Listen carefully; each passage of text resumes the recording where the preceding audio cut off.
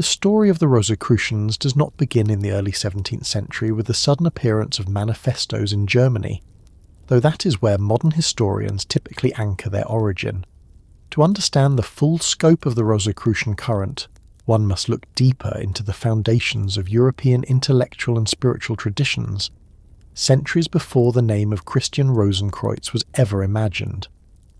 The soil into which Rosicrucianism was planted was not barren.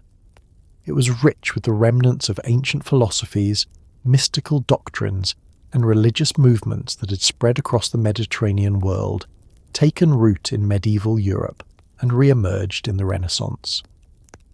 The Rosicrucian movement is best seen as the culmination of these earlier currents, a crystallization of threads that stretched back to antiquity, drawn together into a new symbolic and organizational form that could address the cultural crisis of its age. The ancient world had already generated an immense body of thought that later seekers would inherit. From Mesopotamia came the first systematic attempts to understand the heavens, measure the passage of time, and interpret celestial signs as messages from the gods. Babylonian star catalogues and divinatory manuals filtered into Greek culture after the conquests of Alexander, merging with Egyptian priestly traditions to create what later scholars called Hermeticism. This Hermetic literature, attributed to Hermes Trismegistus, presented itself as a synthesis of divine wisdom, encompassing astrology, alchemy, and philosophical speculation about the soul's relationship to the cosmos. The texts, written in Greek but rooted in Egyptian spiritual frameworks, carried into the Roman world and provided an early model of what it meant to claim possession of secret knowledge derived from divine revelation. These writings would vanish and reappear across centuries, but they formed a crucial strand in the genealogy that later fed into Rosicrucian identity. Another indispensable current was Gnosticism, a diverse collection of sects that flourished in the first centuries of the Christian era. Gnostic groups claimed that salvation was achieved not through faith alone, but through gnosis, a direct experiential knowledge of divine realities hidden from the ordinary believer. The dualistic vision of the cosmos that many Gnostic sects upheld, the idea of a flawed material world crafted by an inferior demiurge, and the existence of a higher spiritual order accessible only to the enlightened, had enormous influence on later esoteric traditions. Although the Church successfully suppressed Gnostic movements, their underlying ideas persisted in various forms, resurfacing in medieval heresies, mystical writings, and esoteric speculation. The Rosicrucians inherited from this current the sense of being a brotherhood in possession of higher truths concealed from the masses, truths that promised liberation from ignorance and union with the divine source. Christianity itself provided fertile ground for esoteric interpretation. From the very beginning, allegorical readings of Scripture and mystical interpretations of Christ's role offered alternative layers of meaning to those satisfied with literal doctrine. Early church fathers such as Origen and Clement of Alexandria spoke of hidden teachings reserved for the spiritually mature, a concept that would later echo in Rosicrucian language about initiates and the unworthy. Medieval mystics like Meister Eckhart and Hildegard of Bingen cultivated visionary traditions that emphasized inner transformation as a path to God, suggesting that divine wisdom was not limited to clerical authority, but accessible through individual experience. These mystical voices prepared Europe to accept the possibility of spiritual fraternities, claiming unique access to divine mysteries, cloaked not in institutional hierarchy, but in hidden networks of seekers. The esoteric foundation of Europe was further enriched by Jewish Kabbalah. Emerging in medieval Spain and southern France during the 12th and 13th centuries, Kabbalah sought to penetrate the hidden structure of the divine world through meditation on Hebrew letters, mystical cosmology, and symbolic diagrams such as the Tree of Life. Though originally a Jewish system, Kabbalah exerted profound influence on Christian thinkers after translations and adaptations entered Renaissance scholarship. Christian Kabbalists like Giovanni Pico della Mirandola and Johannes Reuchlin insisted that the Jewish mystical tradition could provide proof of Christian doctrines, while simultaneously revealing deeper spiritual laws governing creation. The symbolic imagination of Kabbalah, the idea that divine truths were encoded in letters, numbers, and cosmic structures, gave European esotericists a sophisticated tool set that Rosicrucians would later appropriate and reframe within their own symbolic system. Alchemy formed another essential pillar in the prehistory of Rosicrucianism. While often caricatured as a proto-chemistry obsessed with turning lead into gold, alchemy in its medieval and Renaissance forms was always more than a technical pursuit. It represented a symbolic worldview in which matter itself was alive, infused with spirit, and capable of transformation. The processes of dissolution, purification, and conjunction carried out in the laboratory mirrored the stages of the alchemist's own inner transformation. In texts like the Emerald Tablet attributed to Hermes Trismegistus, the maxim "as above, so below" captured the fundamental conviction that operations in the material world reflected operations in the spiritual world. Alchemy provided the language of transmutation, hidden laboratories, and secret formulas that the Rosicrucians would later integrate into their mythos, using chemical symbols as metaphors for spiritual rebirth and cosmic harmony. The Middle Ages in Europe, often dismissed as intellectually stagnant, preserved and transformed much of this ancient knowledge. Monastic scriptoria copied and transmitted works of classical philosophy, while universities gradually incorporated Aristotelian and Platonic thought into Christian scholasticism.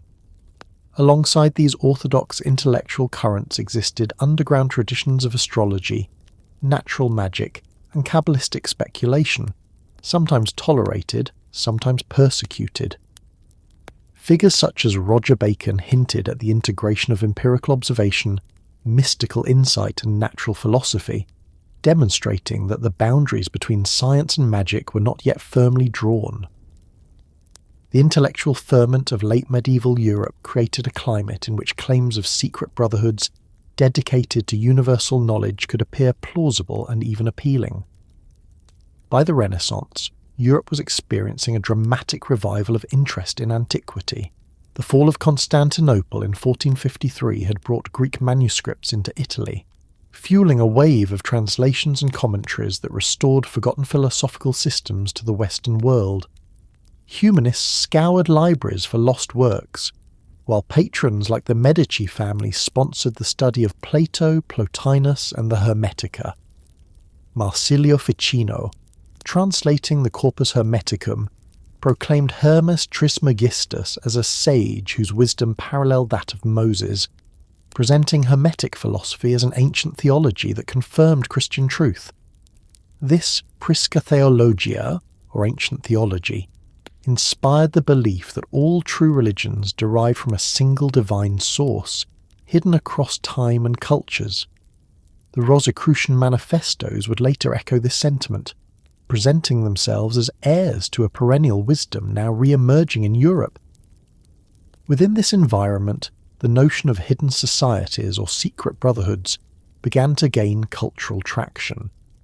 The Renaissance fascination with magical texts, coupled with the reorganization of knowledge in the age of printing, made it possible for rumours of esoteric groups to spread widely. Legends circulated of unknown sages dwelling in the East, custodians of forgotten wisdom waiting to intervene in European affairs. Travellers returning from the Ottoman Empire and beyond carried tales of hidden schools of mystics in Arabia, Persia, or India. These reports, whether exaggerated or not, fed the European imagination with the idea that somewhere, hidden from ordinary eyes, existed enlightened communities guarding knowledge capable of transforming the world. When the Rosicrucian manifestos later claimed descent from a mysterious founder who had travelled to the East, these earlier myths provided a ready-made framework of expectation. The political and religious upheavals of the 16th century further prepared the ground. The Protestant Reformation fractured the unity of Christendom, producing both violent conflict and profound spiritual searching. The wars of religion and the clash between Catholic orthodoxy and Protestant reformers generated widespread anxiety about the future of Europe. At the same time, New scientific discoveries, from Copernicus's heliocentric model to Paracelsus' medical theories, were challenging traditional views of the cosmos and humanity's place within it. In this atmosphere of uncertainty, a promise of hidden wisdom capable of reconciling science, religion, and philosophy could appear as a beacon of hope. The Rosicrucians would later present themselves precisely in this role, custodians of a secret synthesis capable of healing the divisions of their time. Mystical Protestant groups such as the German Theosophers and the followers of Jakob Böhme also contributed to the intellectual environment that anticipated Rosicrucianism.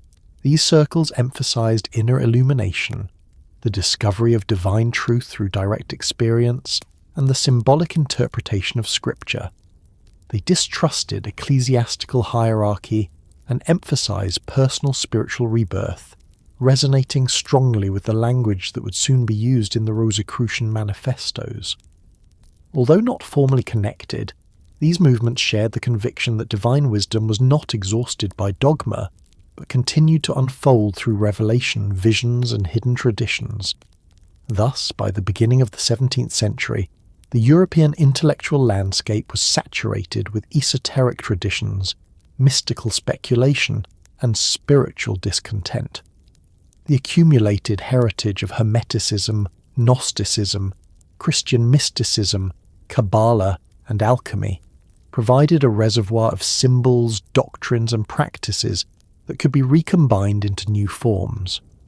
The cultural imagination was already attuned to the idea of hidden brotherhoods, guardians of ancient wisdom, whose existence could be revealed at moments of crisis. The Rosicrucian movement would emerge as the crystallization of all these elements, presenting itself not as an innovation but as the unveiling of a timeless wisdom, now ready to guide humanity into a new age. The mythic figure of Christian Rosenkreuz and the texts attributed to his fraternity would not have been conceivable without this extensive background. The Rosicrucians would inherit the Hermetic conviction that divine truths had been transmitted from antiquity, the Gnostic sense of hidden knowledge reserved for the enlightened, the Christian mystical emphasis on inner rebirth, the symbolic imagination of Kabbalah, and the transformative vision of alchemy. Each of these currents flowed together into a synthesis that seemed at once ancient and novel, authoritative and revolutionary. When their manifestos began circulating in the second decade of the 17th century, readers could recognize in them echoes of traditions they already knew, combined into a narrative that promised a decisive intervention in the troubled world of their time. This prehistory is not merely a matter of background information. It reveals why the Rosicrucian manifestos found such a receptive audience, and why their influence spread so rapidly. They were not isolated inventions, but products of a long lineage of esoteric thought. The Rosicrucians could claim legitimacy precisely because they resonated with ideas that had been circulating for centuries, clothed now in the fresh garments of a mysterious fraternity and a new symbolic language.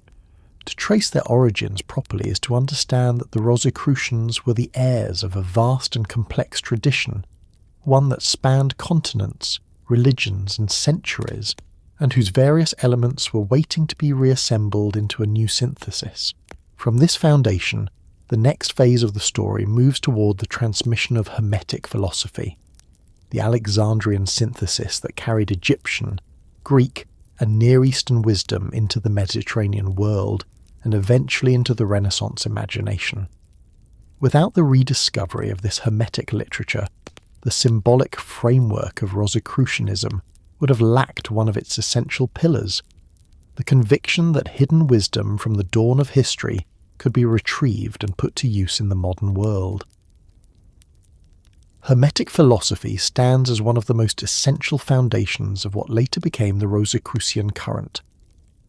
To understand the fraternity's vision of hidden wisdom, cosmic harmony, and the possibility of spiritual transformation, it is necessary to return to the intellectual melting pot of Alexandria in the early centuries of the Common Era. This great city on the Nile Delta, founded by Alexander the Great and ruled by his successors, became the crossroads of Egyptian priestly traditions, Greek philosophy, Jewish mysticism, and Near Eastern cosmologies. Within this unique environment, texts emerged that would later be gathered under the name of Hermes Trismegistus, the thrice great Hermes, a figure imagined as the supreme sage who embodied the wisdom of Egypt and Greece alike. These writings, collectively known as the Hermetica, carried an aura of ancient authority and divine revelation that would resonate for centuries, shaping Christian mystics, Renaissance magi, and eventually the Rosicrucian manifestos of the 17th century. The Alexandrian Hermetica are not the work of a single author, but rather a body of texts produced over several centuries, most likely between the 1st and 3rd centuries of the Common Era.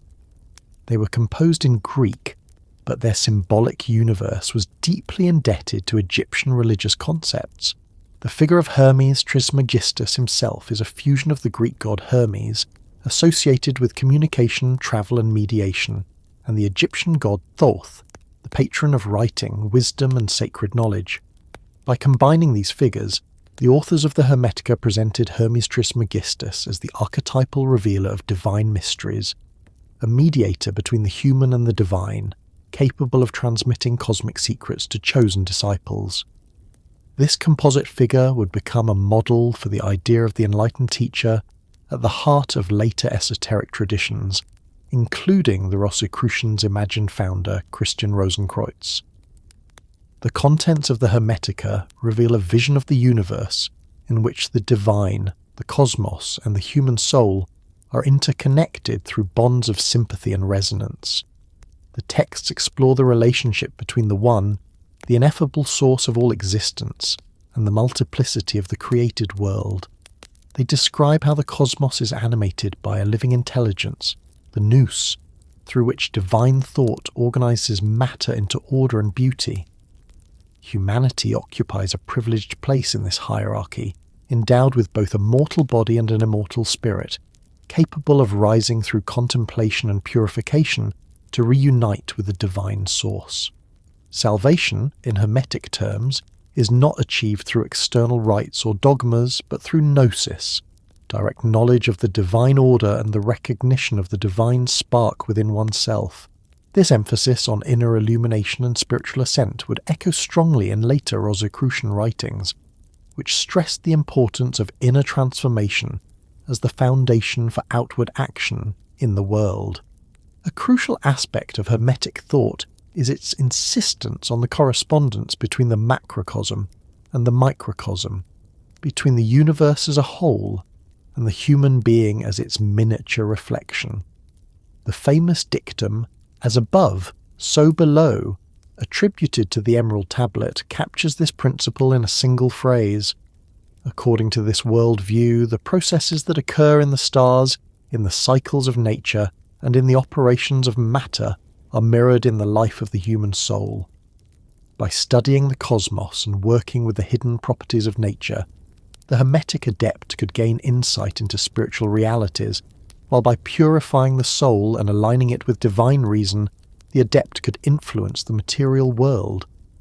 This vision of an interconnected universe provided the philosophical justification for practices such as astrology, alchemy, and theurgical magic, all of which would play a role in the esoteric movements leading to Rosicrucianism. The Hermetica also emphasized the existence of a hidden wisdom transmitted through secret teachings.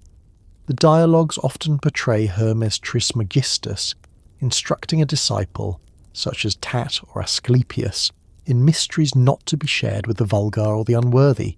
These teachings are framed as revelations of ultimate truths about the divine, the cosmos and the soul, truths accessible only to those prepared to receive them. The sense of belonging to an inner circle of initiates, guardians of a higher knowledge concealed from the masses, became a defining feature of Western esoteric identity. The Rosicrucians would later inherit this pattern, presenting themselves as a fraternity of enlightened men who had received and preserved wisdom hidden from the common world. The fate of the Hermetic texts after their composition was complex. In the Christianized Roman Empire, they were sometimes treated with suspicion as remnants of pagan philosophy, but their emphasis on monotheism and spiritual ascent allowed some church fathers to interpret them as foreshadowings of Christian truth.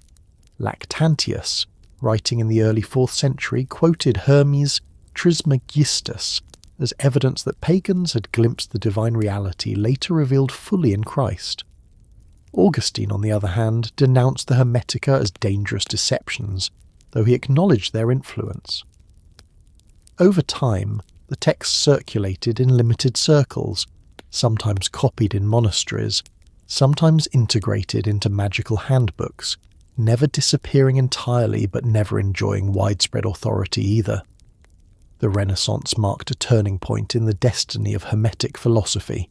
In the 15th century, the Florentine scholar Marsilio Ficino, under the patronage of Cosimo de' Medici, translated the Corpus Hermeticum into Latin, making it accessible to European intellectuals for the first time. Ficino and his contemporaries believed the Hermetica to be of extreme antiquity. Composed by an ancient Egyptian sage who had lived long before Moses and Plato, this belief granted the text immense prestige, for they seemed to offer a glimpse of the primordial wisdom from which all later philosophies and religions had descended. Ficino presented the Hermetica as part of the Prisca Theologia, the ancient theology that united all traditions in a single divine truth. This interpretation gave the Hermetic writings a central place in Renaissance thought and made them a cornerstone of the esoteric revival. The impact of Hermetic philosophy on Renaissance culture was profound.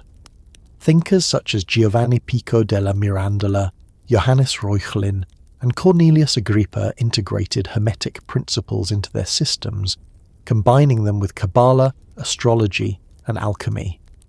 The vision of a universe infused with divine meaning encouraged new approaches to natural philosophy, in which the study of nature was not merely an empirical investigation, but a spiritual quest to uncover hidden correspondences and divine signatures. The Hermetic emphasis on the dignity of humanity, endowed with the capacity to ascend to the divine through knowledge, also resonated with the humanist celebration of human potential. At the same time, Hermetic writings reinforced the sense that true wisdom was the privilege of a hidden elite, a theme that would become central in Rosicrucian mythology. The Hermetic texts also provided a symbolic and conceptual framework for alchemy, which by the Renaissance had developed into a sophisticated blend of practical experimentation and mystical allegory. The Emerald Tablet, with its cryptic instructions on transmutation and its assertion of cosmic correspondences, became a foundational text for generations of alchemists. For them, the laboratory was not merely a place to manipulate matter, but a sacred space where the transformation of metals mirrored the transformation of the soul. The Rosicrucian manifestos, steeped in alchemical imagery, would later draw heavily on this Hermetic tradition, presenting the fraternity as custodians of both chemical secrets and spiritual renewal. The decline of Renaissance Hermeticism began in the 17th century, when scholars such as Isaac Casaubon demonstrated through philological analysis that the Hermetica were not of extreme antiquity, but products of the early Common Era. This revelation undermined the belief that Hermes Trismegistus had been a contemporary of Moses and Plato, though it did not erase the spiritual appeal of the texts. By this time, however, the Hermetic worldview had already taken deep root in European culture. The Rosicrucian manifestos appeared precisely at this moment of transition, inheriting the Hermetic language of hidden wisdom, cosmic harmony, and spiritual transformation, while adapting it to the crises of their own age. The Rosicrucians absorbed from Hermetic philosophy several key elements: the belief in an ancient wisdom transmitted through chosen initiates, the conviction that humanity could achieve spiritual rebirth through knowledge of the divine order, and the use of alchemical and astrological symbolism to describe the processes of transformation. The Hermetic vision of a cosmos bound together by sympathy and resonance, reflecting divine intelligence in every part, provided the Rosicrucians with a metaphysical framework for their claims to universal knowledge.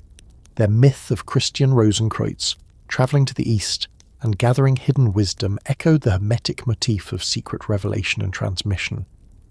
The emphasis on inner illumination, combined with a promise of external reform of science, religion and society, made Rosicrucianism a direct heir to the Hermetic tradition. The legacy of Alexandria, preserved through centuries of transmission and rediscovery, thus provided one of the central pillars of the Rosicrucian mythos. Without the Hermetic philosophy, the Rosicrucian manifestos would have lacked their symbolic vocabulary, their sense of participating in a perennial tradition, and their claim to reveal a wisdom both ancient and urgently relevant. The next phase of this story turns toward medieval alchemy, where Hermetic principles were preserved and transformed through practical experimentation, symbolic imagination, and mystical speculation, preparing yet another essential strand in the web that would become Rosicrucianism. The Middle Ages are often remembered as an age of faith, a time when theology dominated intellectual life and religious institutions shaped the rhythms of society. Yet within monasteries, court libraries, and the workshops of curious natural philosophers, another current persisted, one that blended experiment with mystery, symbol with substance. This was the world of alchemy, a discipline that cannot be understood simply as a primitive attempt at chemistry, nor as a collection of bizarre fantasies about turning lead into gold. Alchemy in its medieval forms was a comprehensive worldview, a way of understanding the natural order as infused with divine purpose, a symbolic language through which seekers described both the hidden processes of matter and the parallel transformations of the soul.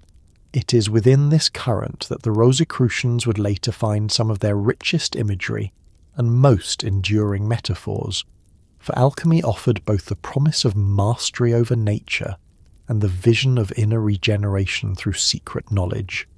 The roots of medieval alchemy reach back to late antiquity, when Greek, Egyptian, and Near Eastern traditions of metallurgy, medicine, and natural philosophy had merged in Hellenistic centres such as Alexandria.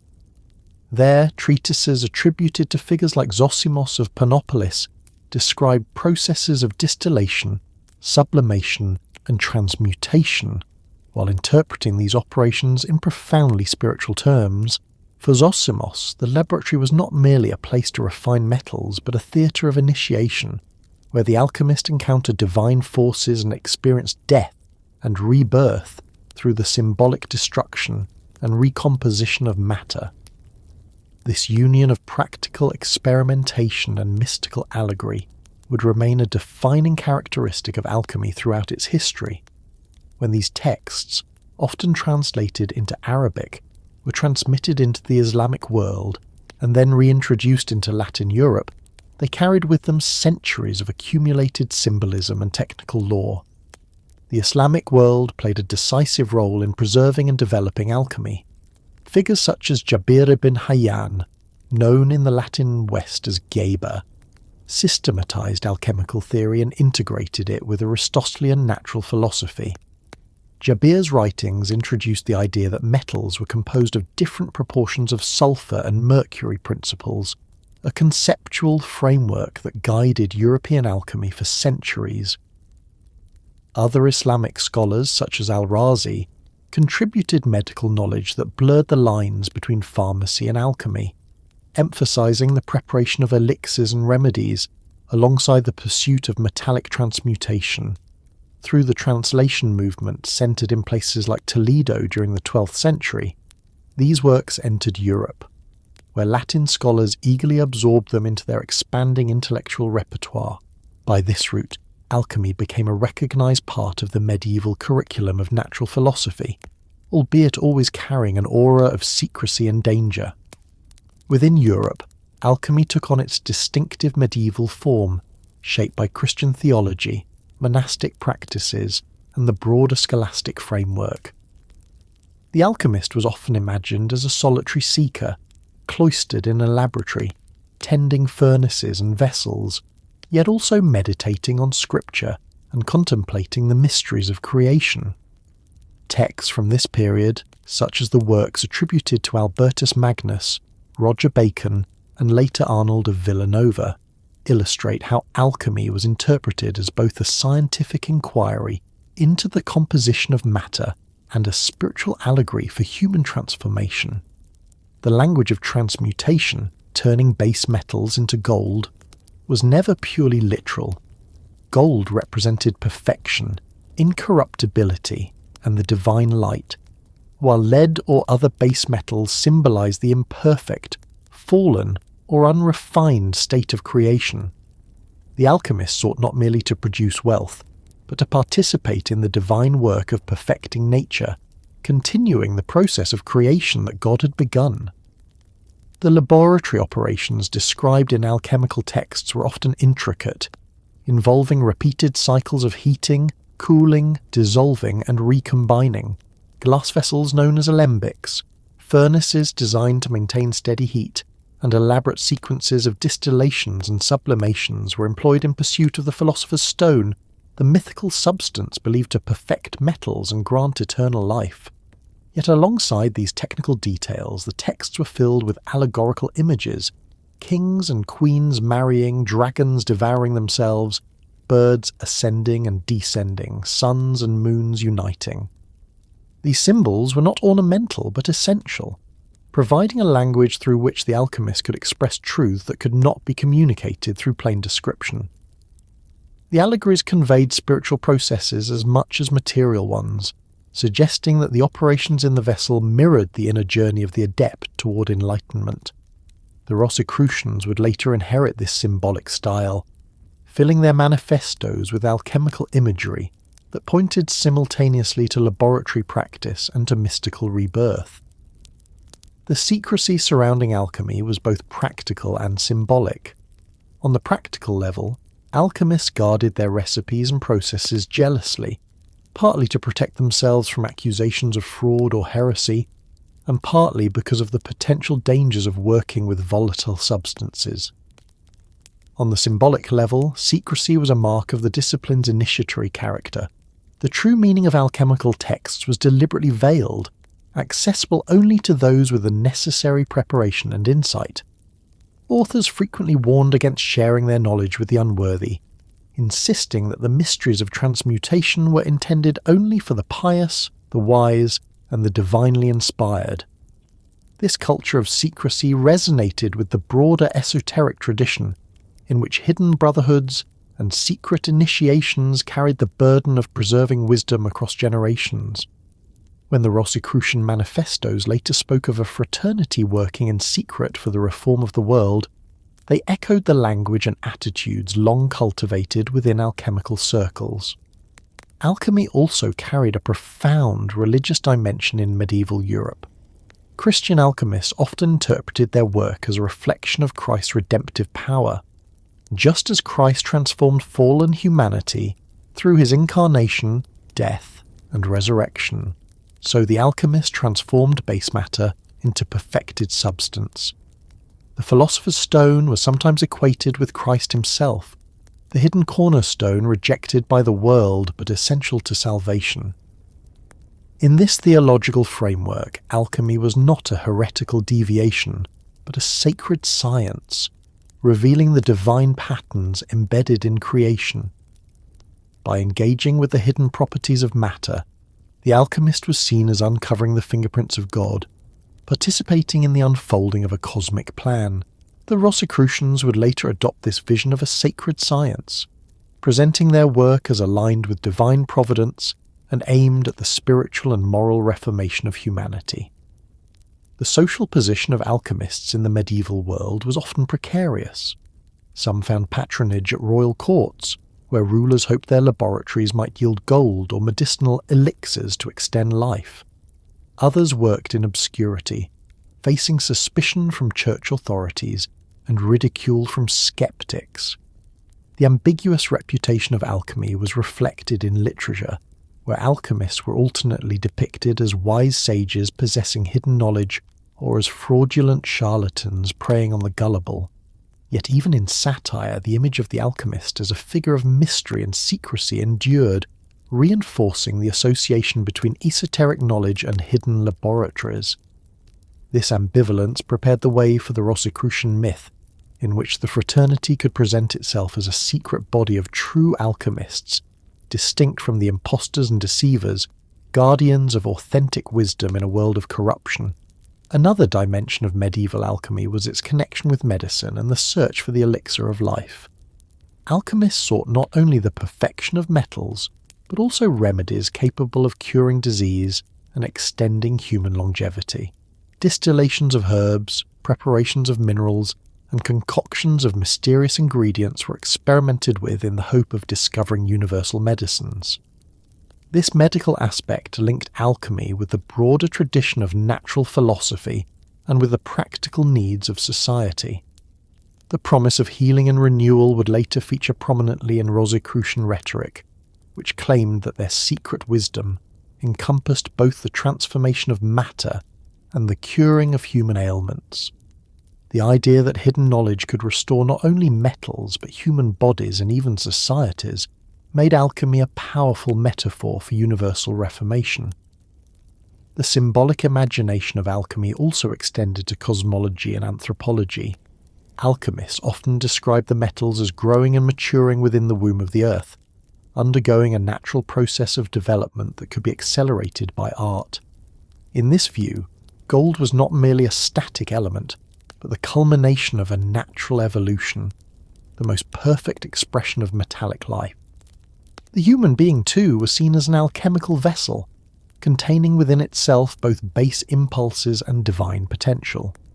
Through spiritual practice, purification, and alignment with cosmic forces, the human soul could be transmuted just as lead was turned into gold.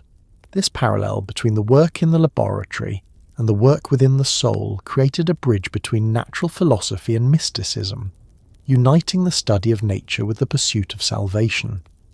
The Rosicrucians would later adopt precisely this synthesis, presenting their fraternity as both scientists of nature and doctors of the soul. The transmission of alchemical knowledge through manuscripts, symbols, and allegories created a vast and often bewildering literature. Works such as the Aurora Consurgens, attributed to Thomas Aquinas, or the Rosarium Philosophorum, combined theological commentary with elaborate alchemical imagery. The multiplication of pseudonymous texts, writings attributed to Hermes Trismegistus, Aristotle, or other ancient authorities, created an aura of antiquity and legitimacy for the discipline. The Rosicrucian manifestos, when they appeared, followed this same pattern, presenting themselves as revelations of an ancient brotherhood rooted in timeless wisdom. In this sense, the Rosicrucians did not invent a strategy, but continued one long practiced within alchemical traditions, where the authority of the past was invoked to legitimize present innovations. The imagery of alchemy, with its suns and moons, kings and queens, birds and beasts, was not arbitrary but drew upon the broader symbolic language of medieval culture. These images resonated with biblical allegories, astrological motifs, and mythological figures familiar to educated readers. By combining these layers of meaning, alchemists created texts that could be read on multiple levels, from practical recipes to mystical allegories of the soul's journey. This polyvalent symbolism ensured that alchemical literature could appeal to diverse audiences and be reinterpreted in new contexts. When the Rosicrucian manifestos adopted alchemical imagery, they tapped into this rich tradition of layered meaning, offering their readers texts that promised hidden depths to those capable of deciphering them. By the late Middle Ages, alchemy had become a recognized though controversial component of European intellectual life. Universities debated its legitimacy, courts funded experiments, and popular imagination associated it with both wonder and deceit. The printing press, emerging in the 15th century, allowed for wider circulation of alchemical texts, spreading the imagery and language of transmutation across Europe. By the time the Rosicrucian manifestos appeared in the 17th century, alchemy was already a familiar cultural reference, both celebrated and mocked, feared and desired. The fraternity's appeal to alchemical symbolism thus resonated with a long-established tradition, allowing them to present themselves as heirs to a sacred science, while distinguishing themselves from the impostors and deceivers who had tarnished its reputation. The pursuit of hidden knowledge through alchemy was not an isolated phenomenon, but part of the broader medieval quest to reconcile faith, reason, and the mysteries of creation. Alchemy's fusion of experiment, symbol, and spirituality provided a model for how secret wisdom could operate in the world, guiding both the transformation of matter and the regeneration of the human soul. This model would prove indispensable for the Rosicrucians, who presented themselves as a fraternity dedicated to precisely this dual mission, the mastery of nature and the spiritual renewal of humanity. From the furnaces of medieval laboratories and the allegories of alchemical manuscripts emerged the language, the symbols, and the vision that the Rosicrucians would later claim as their own.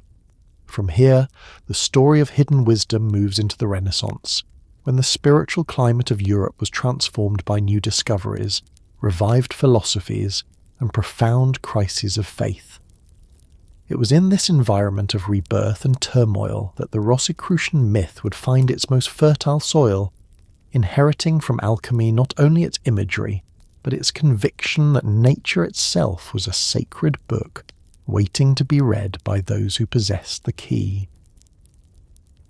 The world that shaped the Rosicrucian vision was one in which the air itself seemed charged with rebirth and contradiction.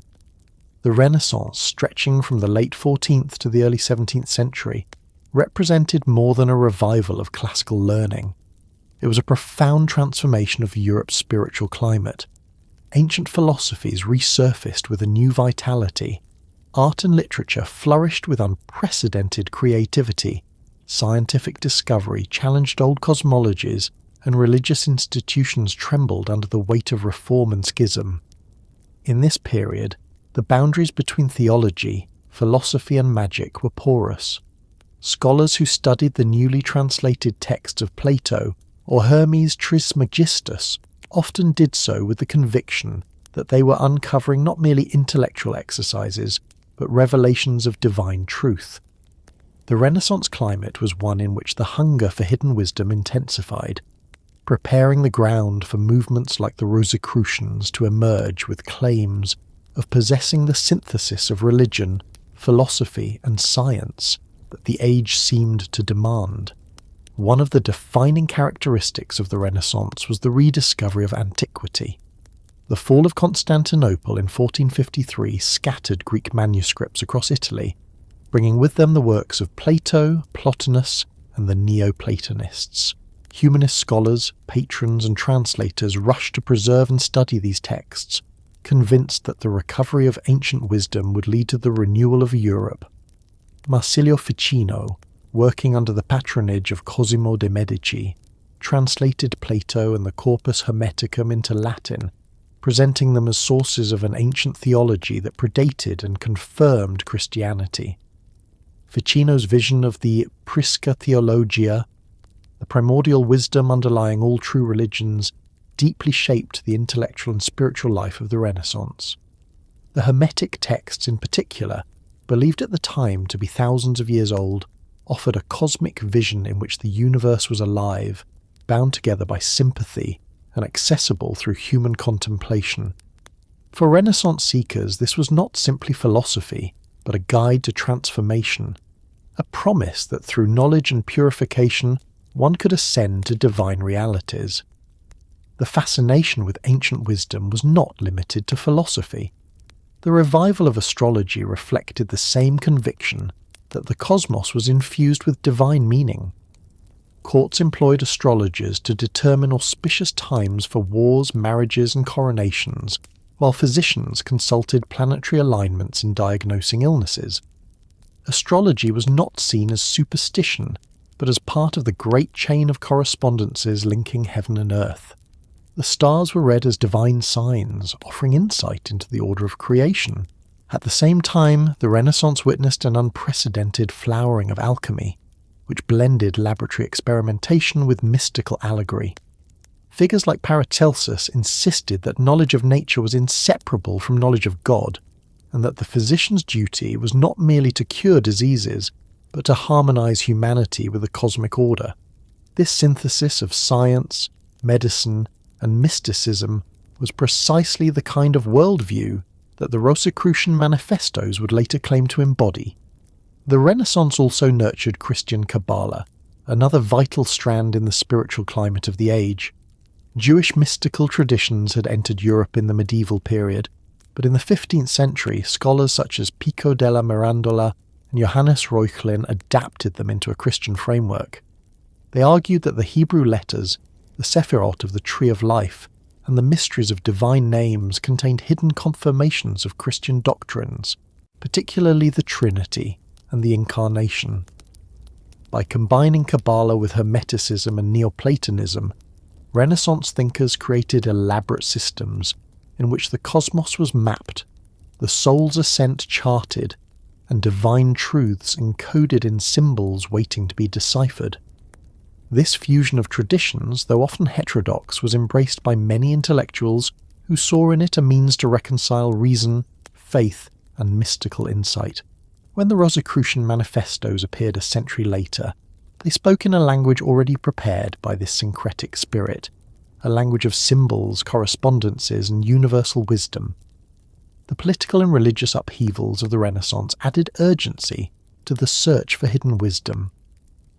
The Protestant Reformation, beginning with Martin Luther's theses in 1517, shattered the unity of Western Christendom, leading to decades of conflict, persecution, and war. The Catholic Counter-Reformation sought to reassert authority, while radical reformers experimented with new forms of spirituality, communal life, and prophecy. In this environment of instability, many sought a deeper foundation, a wisdom that transcended confessional disputes. Apocalyptic expectations flourished, with prophecies and visions predicting imminent transformation, the fall of corrupt institutions, and the dawn of a new age. The Rosicrucian manifestos would later echo this apocalyptic tone, presenting themselves as heralds of a coming reformation of the whole world, spiritual and scientific alike. The Renaissance was also the age of exploration and encounter, when European horizons expanded through contact with the Americas, Africa, and Asia. These encounters were often violent and exploitative, but they also introduced new knowledge, plants, medicines, and cosmologies that unsettled old certainties. Reports of sages in distant lands, custodians of hidden wisdom, fired the imagination of Europeans who longed for contact with sources of knowledge untainted by European corruption.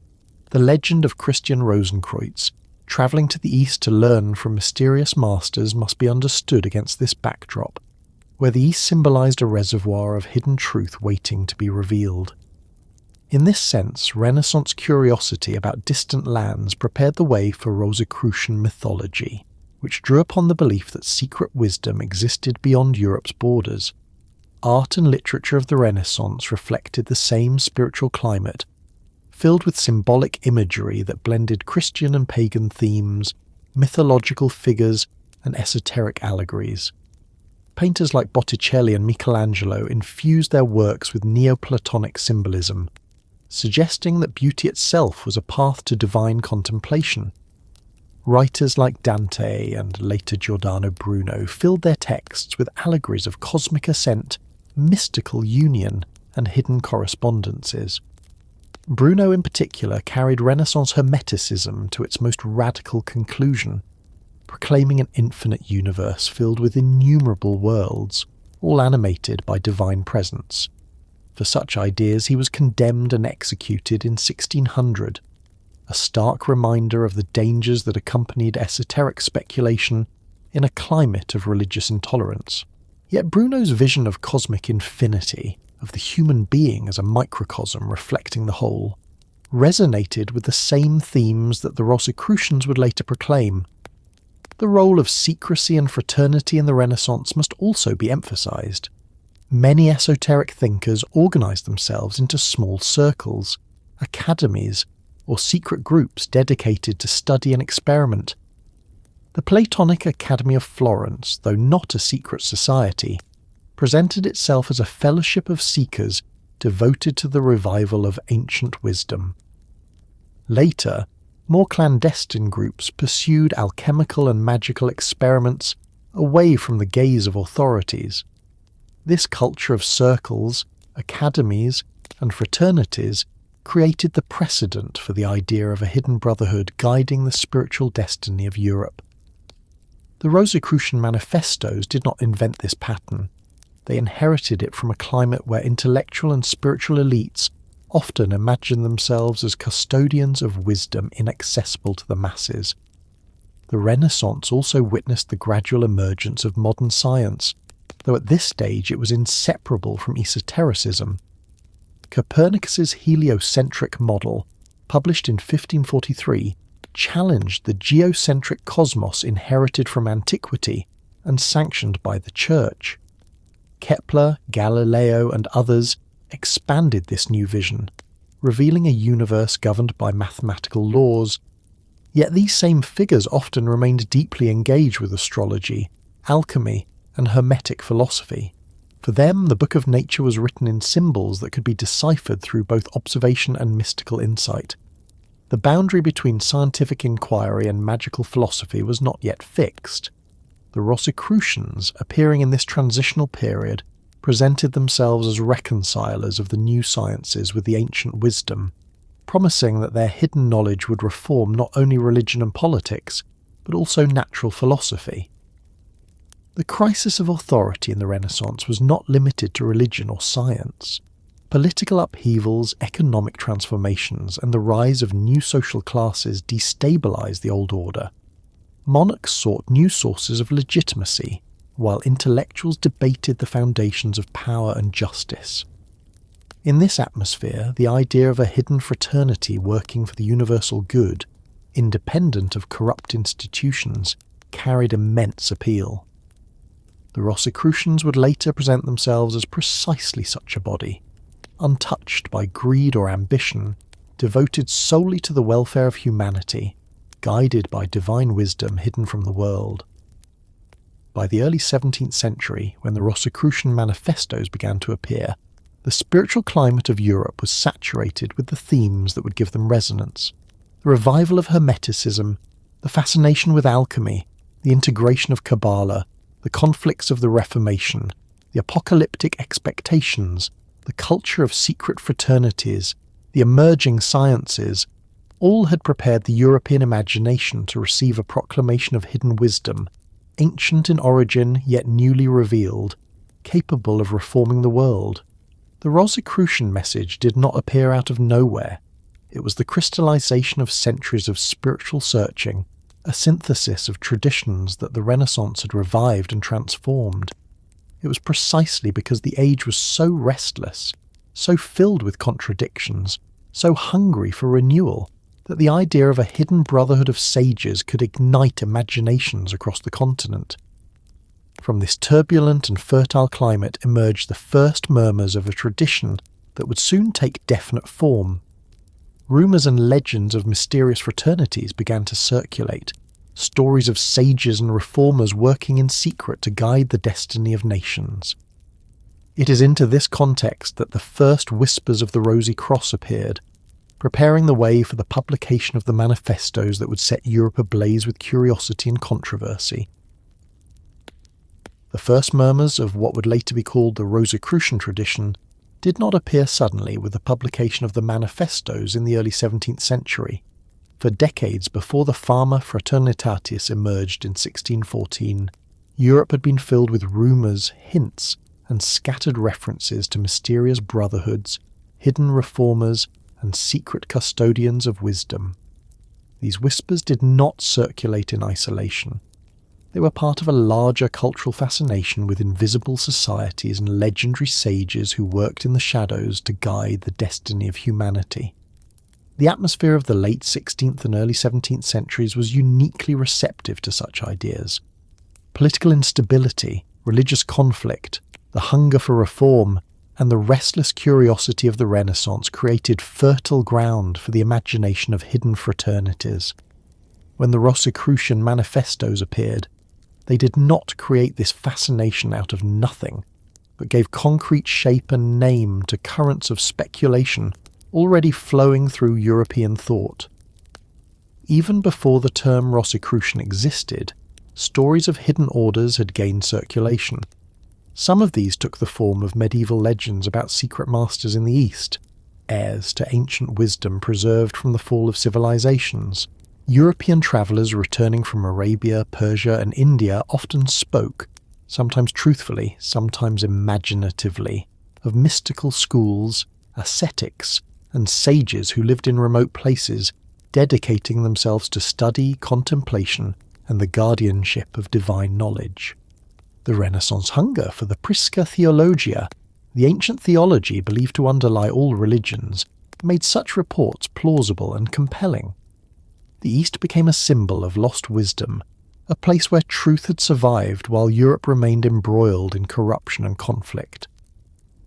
Later Rosicrucian mythology, with its tale of Christian Rosenkreuz travelling through Arabia and learning from secret masters, drew directly on this reservoir of legends. Another strand feeding into the first murmurs of the Rosy Cross was the culture of secret societies and fraternities within Europe itself. The Renaissance was a time when intellectuals and reformers often gathered in academies, salons, or closed circles to discuss philosophy, experiment with natural magic, and debate new religious ideas. Some of these groups were semi-public, such as the Platonic Academy in Florence, while others operated in greater secrecy, especially when their activities touched on subjects considered dangerous by church or state.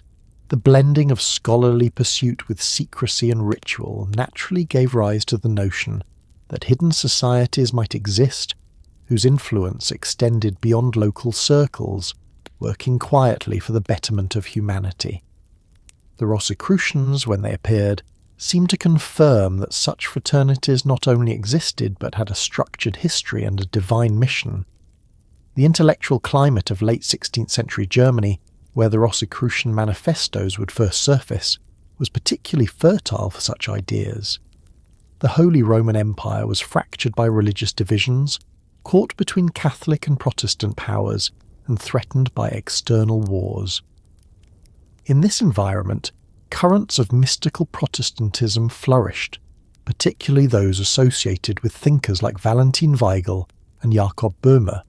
These writers emphasized inner illumination, the direct experience of God beyond institutional dogma, and the possibility of spiritual rebirth through hidden wisdom. Their works circulated in manuscript form, often shared in intimate circles of readers who considered themselves part of an invisible fellowship of the enlightened. It is easy to see how such circles could give rise to rumours of a more formalised fraternity, bound together by symbols and oaths dedicated to the spiritual transformation of society. At the same time, esoteric literature contributed to the atmosphere of expectation. Alchemical texts, with their elaborate allegories and secretive tone, often hinted at hidden brotherhoods or ancient lineages of sages who had preserved the mysteries of transmutation. The symbolic language of alchemy itself, with its veiled references to kings, queens, and hidden laboratories, suggested the existence of initiatory groups. Likewise, apocalyptic prophecies circulating in the late 16th century spoke of coming reformations and new ages of enlightenment. Visionaries and prophets predicted the downfall of corrupt institutions and the rise of a purified church guided by hidden saints. In this climate, the notion of a fraternity of enlightened reformers working invisibly for the future of humanity was not only believable but anticipated. The symbol of the cross and rose itself may have had obscure references circulating even before the manifestos. Some scholars have suggested connections with earlier mystical symbols, such as the red rose as a sign of secrecy and the cross as a symbol of Christ's sacrifice. The fusion of these two images into a single emblem seems to have first taken definitive shape in the Rosicrucian writings, but the resonance of each symbol separately was already strong in European culture. The rose had long been associated with mystical love, secrecy, and divine wisdom, while the cross carried layers of meaning from Christianity, alchemy, and cosmology.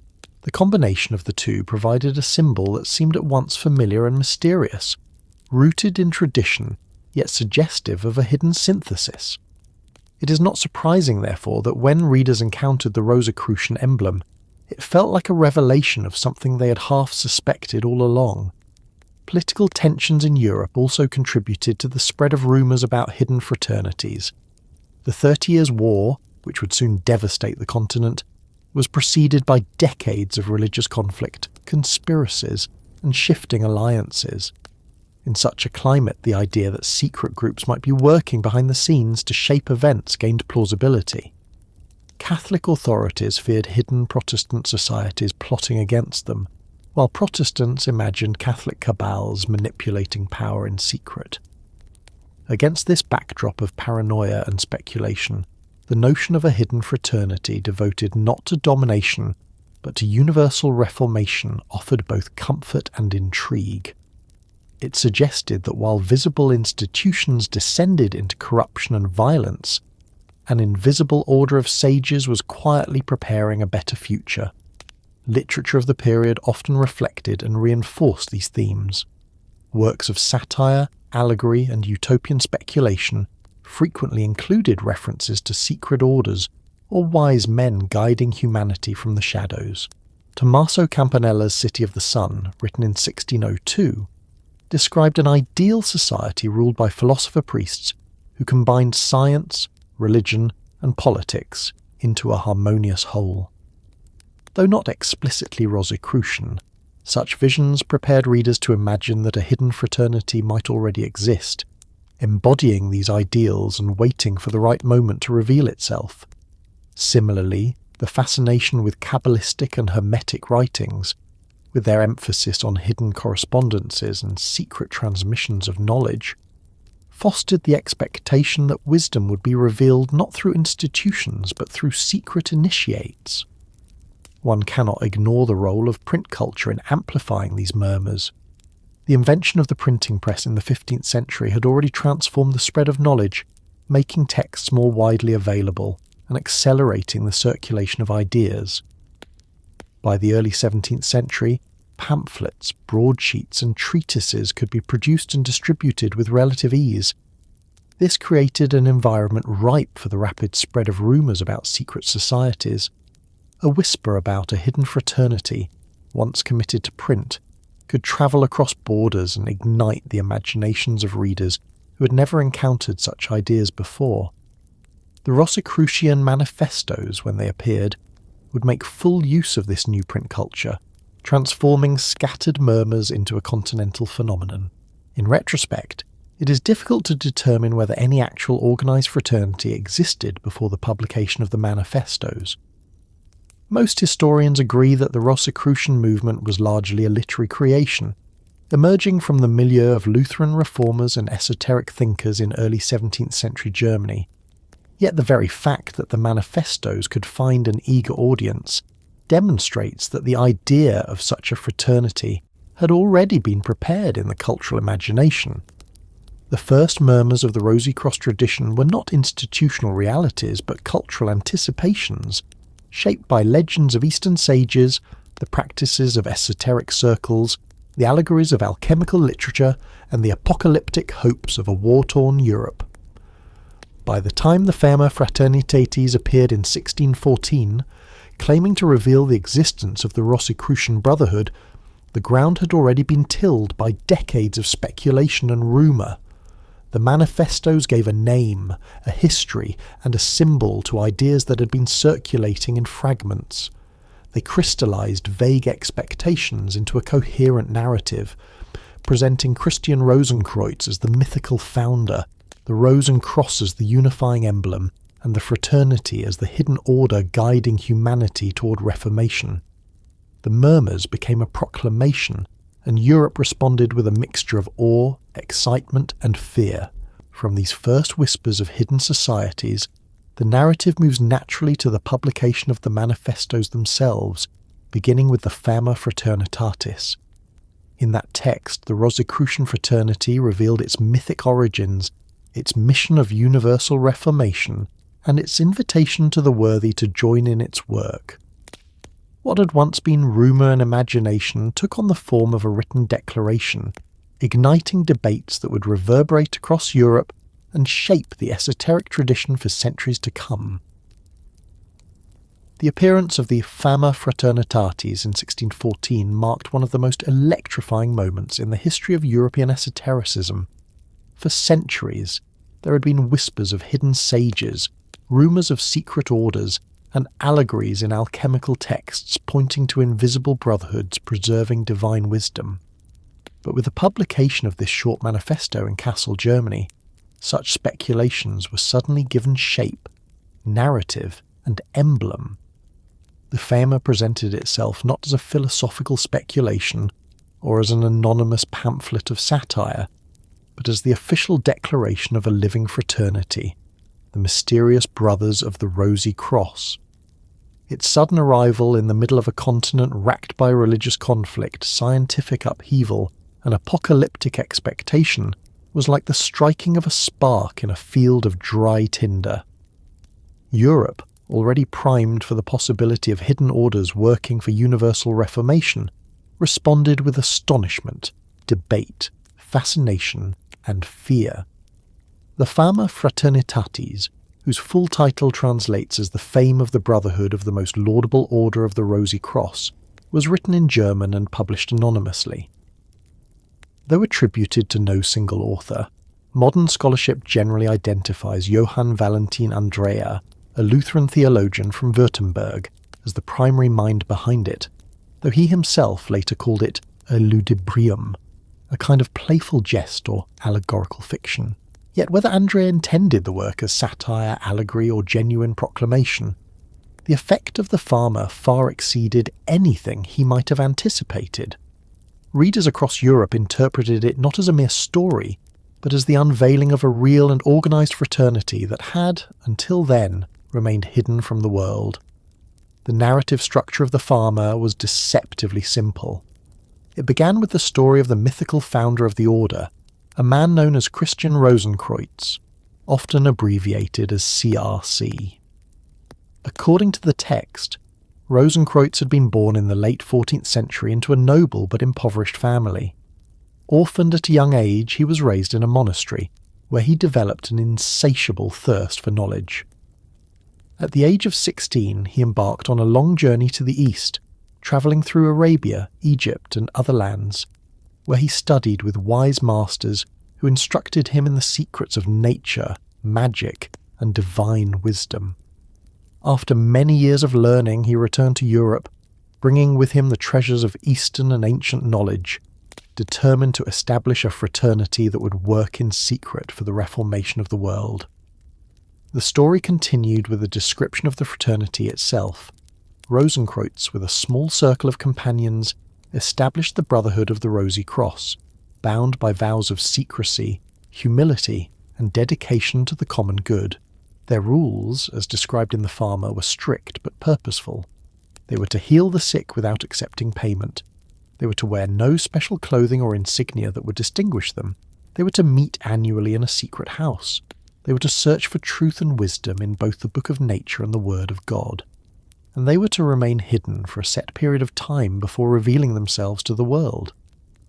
Their mission was nothing less than universal reformation, the renewal of science, religion, and society through the restoration of divine wisdom.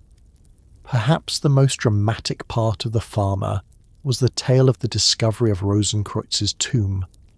According to the text, many years after his death, the Brothers of the Rosy Cross uncovered the founder's burial chamber. The tomb was described as a perfectly preserved vault, sealed but untouched by time, inscribed with mystical symbols and illuminated by a hidden sun. Inside lay the uncorrupted body of Rosicrucians, dressed in full regalia, holding a book that contained the secret wisdom of the fraternity. The discovery of this tomb was presented as both a literal and symbolic event, signifying the moment when the hidden wisdom of the fraternity was ready to be revealed to the world. The Fama concluded with a call to the learned of Europe to join the fraternity in its mission. It extended an invitation, but only to those deemed worthy, warning against the unprepared, the selfish, and the proud. The fraternity declared that it sought no wealth, power, or glory, but only the advancement of divine truth and the healing of humanity. To the right readers, This was a thrilling summons. To others, it was a provocation, a challenge to the established order, and perhaps even a dangerous heresy. The reception of the Pharma was immediate and explosive. Within months of its publication, responses began to circulate across Europe. Pamphlets, treatises, and letters debated the authenticity, the purpose, and the meaning of the Rosicrucians. Some hailed the Pharma as a divine revelation, proof that God had preserved a hidden brotherhood to guide humanity in its time of crisis. Others denounced it as deception, blasphemy, or political subversion. Learned scholars, theologians, and natural philosophers all weighed in, some hoping to make contact with the fraternity, others seeking to expose it as fraud. The sheer volume of responses testified to how deeply the text had touched the anxieties and hopes of the age. The timing of the Pharma was crucial. Europe in 1614 was on the edge of catastrophe. Religious wars had already scarred much of the continent, and the tensions that would erupt into the 30 Years' War just a few years later were building. At the same time, the intellectual world was in flux.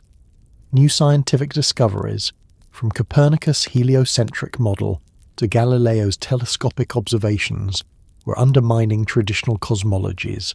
Medicine, philosophy, and politics were all undergoing transformation. In this atmosphere of crisis and expectation, the Rosicrucian promise of universal reformation struck a powerful chord. It offered a vision that combined ancient wisdom with Christian faith, mystical illumination with practical healing, secrecy with public mission.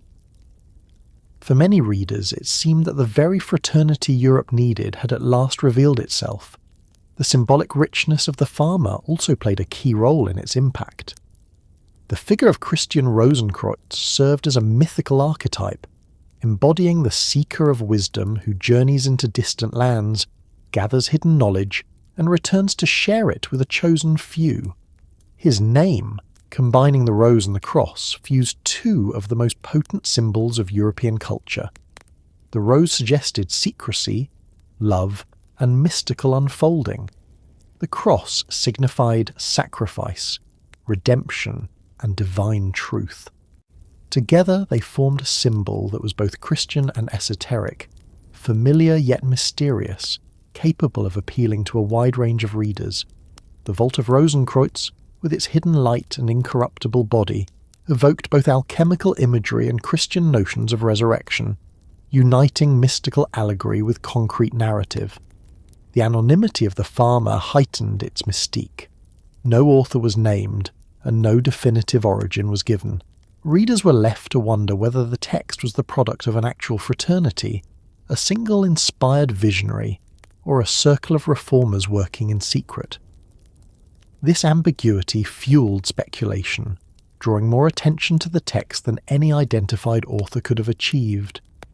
In an age when anonymous pamphlets often circulated as tools of propaganda, the Pharma stood out as something different, not a call to political rebellion, but an invitation to spiritual and intellectual renewal.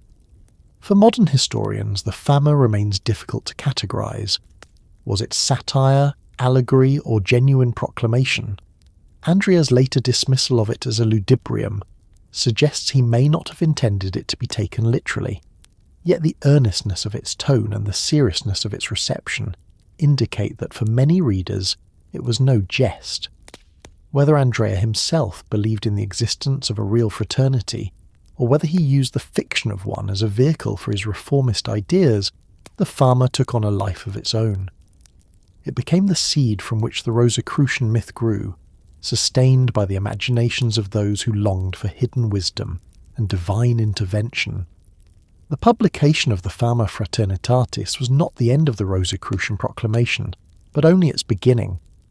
Within a year, the Confessio Fraternitatis would appear, expanding on the themes of the Pharma, defending the fraternity against critics, and further elaborating its mission of reformation.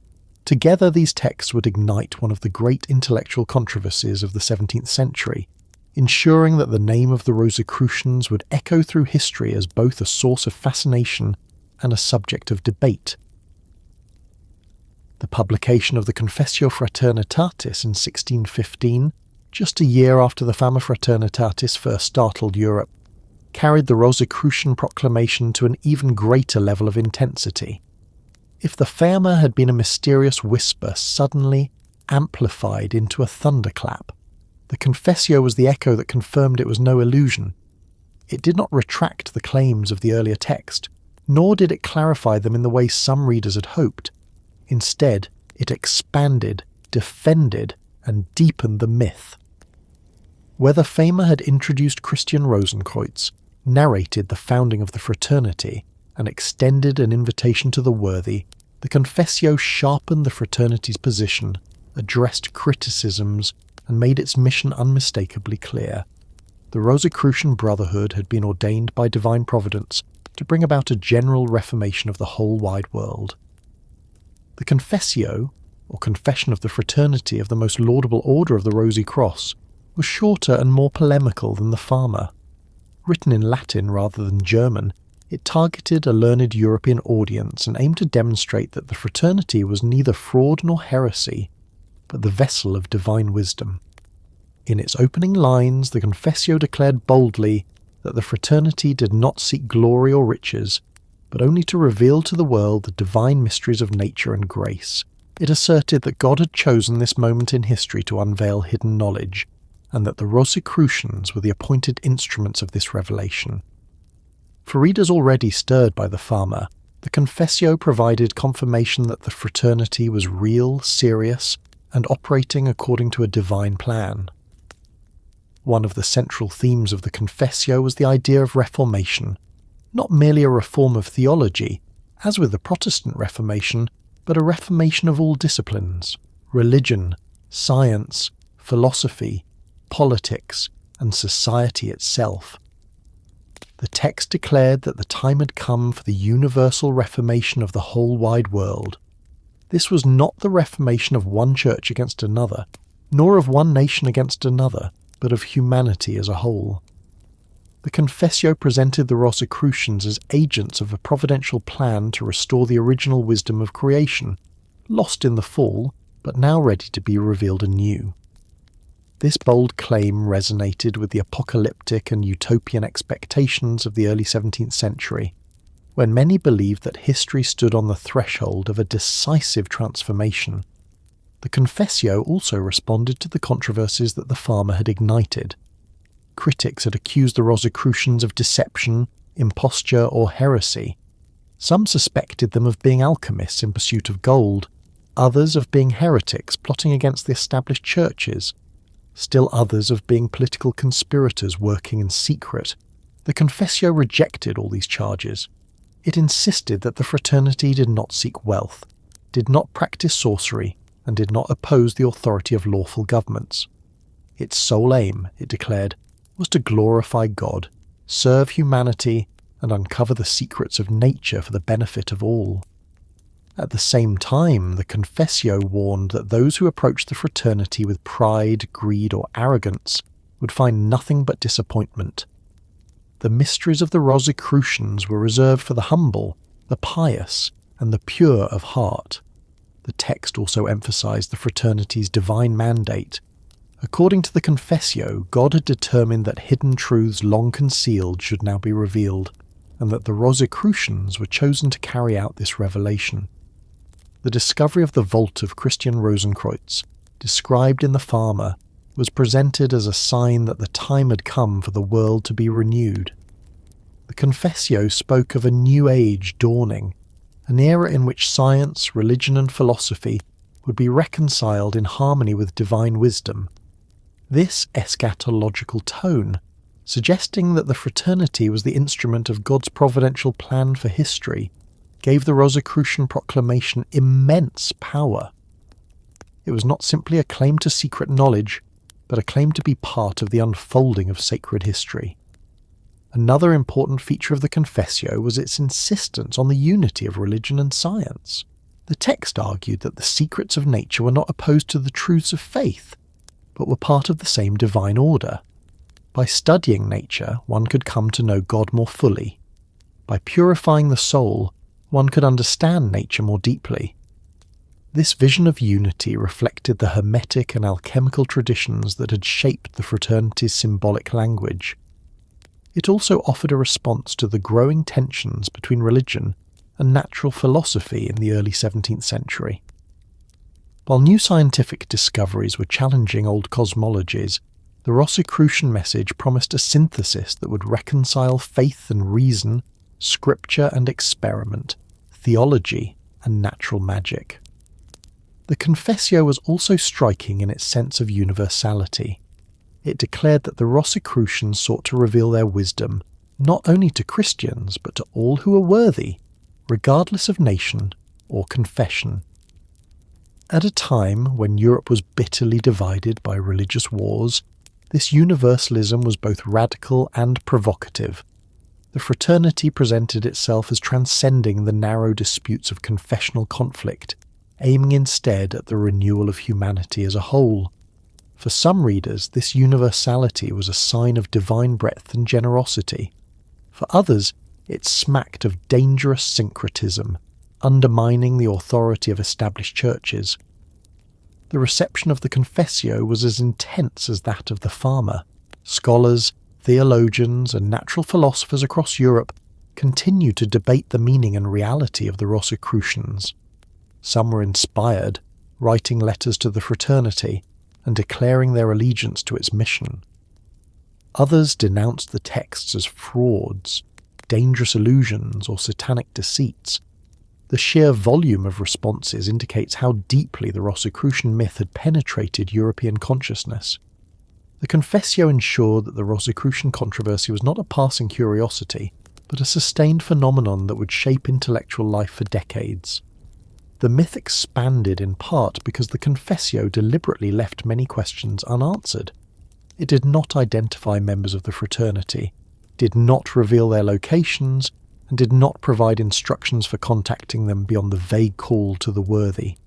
This ambiguity fueled speculation. Were the Rosicrucians hidden in Germany, France, or further afield? Were they a small circle of scholars, or a vast network of initiates stretching across Europe? Were they real men, or angelic beings, or allegorical figures?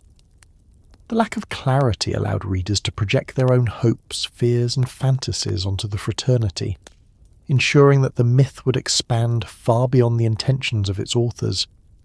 The influence of the Confessio extended beyond immediate responses.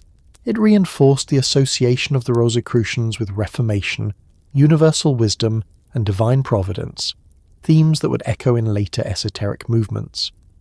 It also cemented the Rosicrucians' reputation as a mystery, an enigma that could not be pinned down but continued to inspire seekers across centuries.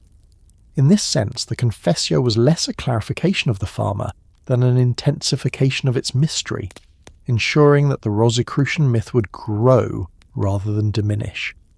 From the perspective of cultural history, the Confessio represents the moment when the Rosicrucian myth became inseparable from the broader currents of early modern Europe. It engaged with the apocalyptic expectations of the age, the quest for hidden wisdom, the conflicts of religion and science, and the yearning for universal reformation. It provided a symbolic framework in which all these currents could be integrated, centered on the image of the Rosy Cross. The publication of the Confessio did not close the Rosicrucian canon. In 1616, the third of the great manifestos, The Chemical Wedding of Christian Rosenkreuz, appeared, presenting the myth in a new form, not a proclamation or defense, but an allegorical narrative filled with visions, symbols, and mysteries. With this final text, the Rosicrucian myth achieved its most elaborate and enigmatic expression, blending alchemy, allegory, and spiritual drama into a story that would fascinate readers for centuries. The third great Rosicrucian manifesto, The Chemical Wedding of Christian Rosenkreuz, appeared in 1616 and marked a dramatic shift in tone and style compared to the proclamatory nature of the Farmer Fraternitatis and the Confessio Fraternitatis. Where those earlier texts had presented themselves as manifestos, declarations of the existence, mission, and principles of the brotherhood, the Chemical Wedding took the form of an allegorical narrative, a visionary journey recounted by Christian Rosicrucians himself. It is at once a mystical drama, an alchemical allegory, a spiritual initiation, and a literary masterpiece. The chemical wedding did not simply repeat or clarify the themes of the earlier manifestos. It expanded the Rosicrucian mythos into new symbolic territory, providing an experiential dimension to what had previously been presented as proclamation. Unlike the Farmer and Confessio, which circulated as anonymous manifestos, the chemical wedding was explicitly attributed to Johann Valentin Andrea, though questions remain about the exact circumstances of its composition and publication. Andrea later described it as a youthful work, calling it a ludibrium, a play or allegory not to be taken literally. Yet once again, whatever Andrea's original intent, the text took on a life of its own. Readers did not dismiss it as mere fiction. They embraced it as a symbolic revelation of profound mysteries. In many ways, the chemical wedding became the most enigmatic and enduring of the Rosicrucian texts, ensuring that the myth of Christian Rosenkreuz could never be reduced to a simple declaration, but would always remain layered with allegory and symbol. The narrative begins with Christian Rosenkreuz, now an old man, receiving an invitation to attend a royal wedding. The invitation, inscribed with mystical symbols, instructs him to prepare himself for the journey, fasting and purifying his body and soul. Rosenkreuz accepts the invitation and embarks on a strange and wondrous adventure that unfolds over 7 days, each filled with trials, visions, and symbolic events. Along the way, he encounters mysterious figures, elaborate rituals, and tests of wisdom and humility. The wedding itself, when he finally witnesses it, is no ordinary celebration but an alchemical transformation, a mystical union of king and queen, sun and moon, spirit and matter. The 7-day structure of the narrative echoes the biblical creation week and the alchemical process of transformation, suggesting that Rosenkreuz's journey is both a cosmological drama and a personal initiation. Each day brings new challenges and revelations. On the first day, Rosenkreuz prepares himself through prayer and purification. On the second, he encounters allegorical figures who test his worthiness. On the third and fourth days, he witnesses elaborate pageants filled with symbolism, ships sailing on waters, towers filled with mysteries, alchemical operations performed in ritual form. On the 5th and 6th days, he undergoes trials that involve death, dismemberment, and resurrection, mirroring the alchemical cycle of dissolution and recombination. Finally, on the 7th day, he participates in the consummation of the royal wedding, a symbolic union that represents the achievement of the philosopher's stone, the harmony of opposites, and the restoration of divine order. The imagery of the chemical wedding is drawn heavily from alchemy. The union of king and queen is a central alchemical motif, symbolizing the reconciliation of sulfur and mercury, the masculine and feminine principles, the sun and moon. The processes of death and resurrection echo the alchemical operations of calcination, dissolution, putrefaction, and coagulation. The vessels, furnaces, and transformations described in the text mirror the apparatus and language of the alchemical laboratory. Yet all of this is presented in the form of allegory, not technical instruction. The laboratory becomes a palace, the vessels become ritual chambers, the chemical processes become pageants and ceremonies. The reader is invited to interpret the symbols not literally but spiritually, recognizing that the alchemical transformation of matter is an allegory for the transformation of the soul. Christian Rosenkreuz himself plays the role of the initiate. Unlike the grand proclamations of the Farmer and Confessio, where Rosenkreuz is portrayed as a founder and revealer, in the chemical wedding he is depicted as a humble seeker, subject to trials, often bewildered and always aware of his unworthiness. This humility is a recurring theme. Rosenkreuz is not portrayed as a triumphant hero, but as an old man, weak and uncertain, who must rely on grace and perseverance to endure the journey. This portrayal reinforces the Rosicrucian insistence that true wisdom is not granted to the proud or arrogant, but to those who approach with humility and devotion. The figure of Rosenkreutz thus becomes not only a founder, but a model for the reader, an exemplar of the spiritual journey toward transformation. The literary style of the Chemical Wedding also sets it apart from the other manifestos.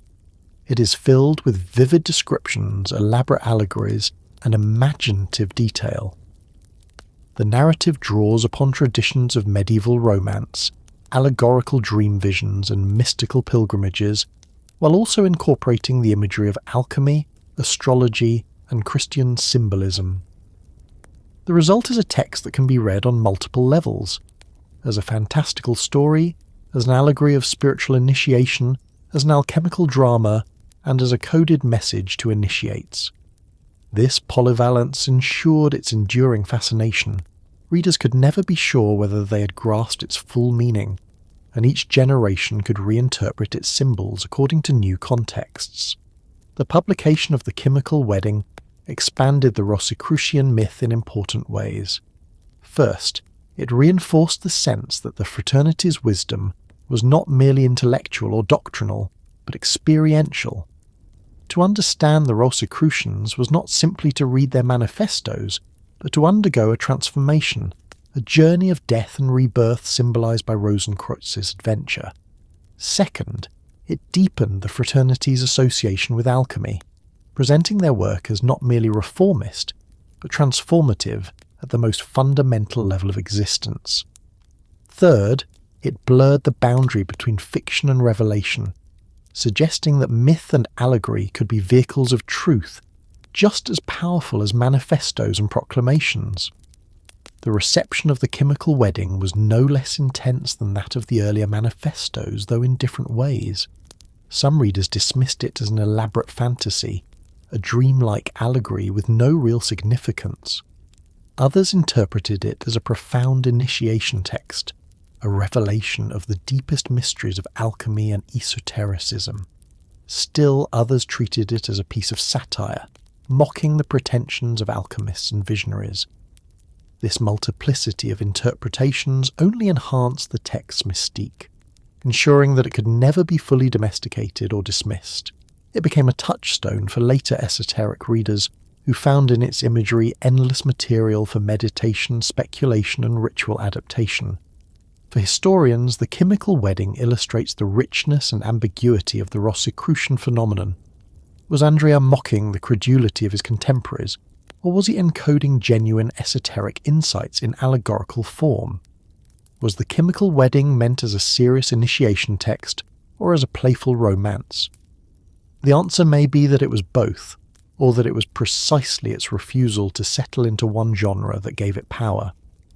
In the interplay of satire and seriousness, allegory and proclamation, fiction and revelation, the Rosicrucian myth found the elasticity that would allow it to endure for centuries. The myth of Christian Rosenkreutz, as expanded by the Chemical Wedding, thus took on its most complete form. He was at once a historical founder, a mythical archetype, and an allegorical initiate. His tomb, described in the Ferma, represented the hidden wisdom preserved across centuries. His confession, articulated in the Confessio, declared the fraternity's mission of reformation, and his wedding, narrated in the Chemical Wedding, dramatized the soul's journey of transformation through trials, death, and resurrection. Together, these three texts created a multifaceted myth that was both narrative and proclamation, allegory and manifesto, a myth that could never be fully pinned down or exhausted. With the publication of the Chemical Wedding, the first cycle of Rosicrucian manifestos was complete, yet their impact was only beginning. Across Europe, debates raged about the reality of the fraternity, the meaning of its symbols, and the implications of its mission. Scholars, clergy, alchemists, and politicians all weighed in, producing a vast literature of responses. The Rosicrucian controversy had become one of the defining intellectual phenomena of the early 17th century, and at the heart of it all stood the symbol of the rose and the cross, now enriched by layers of allegory, proclamation, and myth. From this point, the narrative turns toward the broader significance of the symbol itself. The rose and the cross, long meaningful in European tradition, now became inseparable from the Rosicrucian identity, a fusion of images that carried both Christian and esoteric resonances.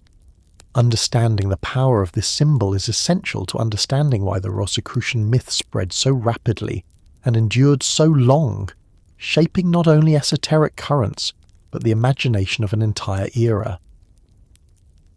The symbol of the rose and cross lies at the very heart of the Rosicrucian tradition.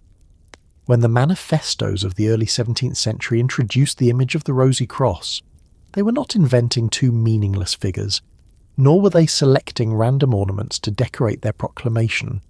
Both the rose and the cross had centuries of history in European culture, theology, mysticism, and esotericism, and the fusion of the two created a symbol of extraordinary resonance.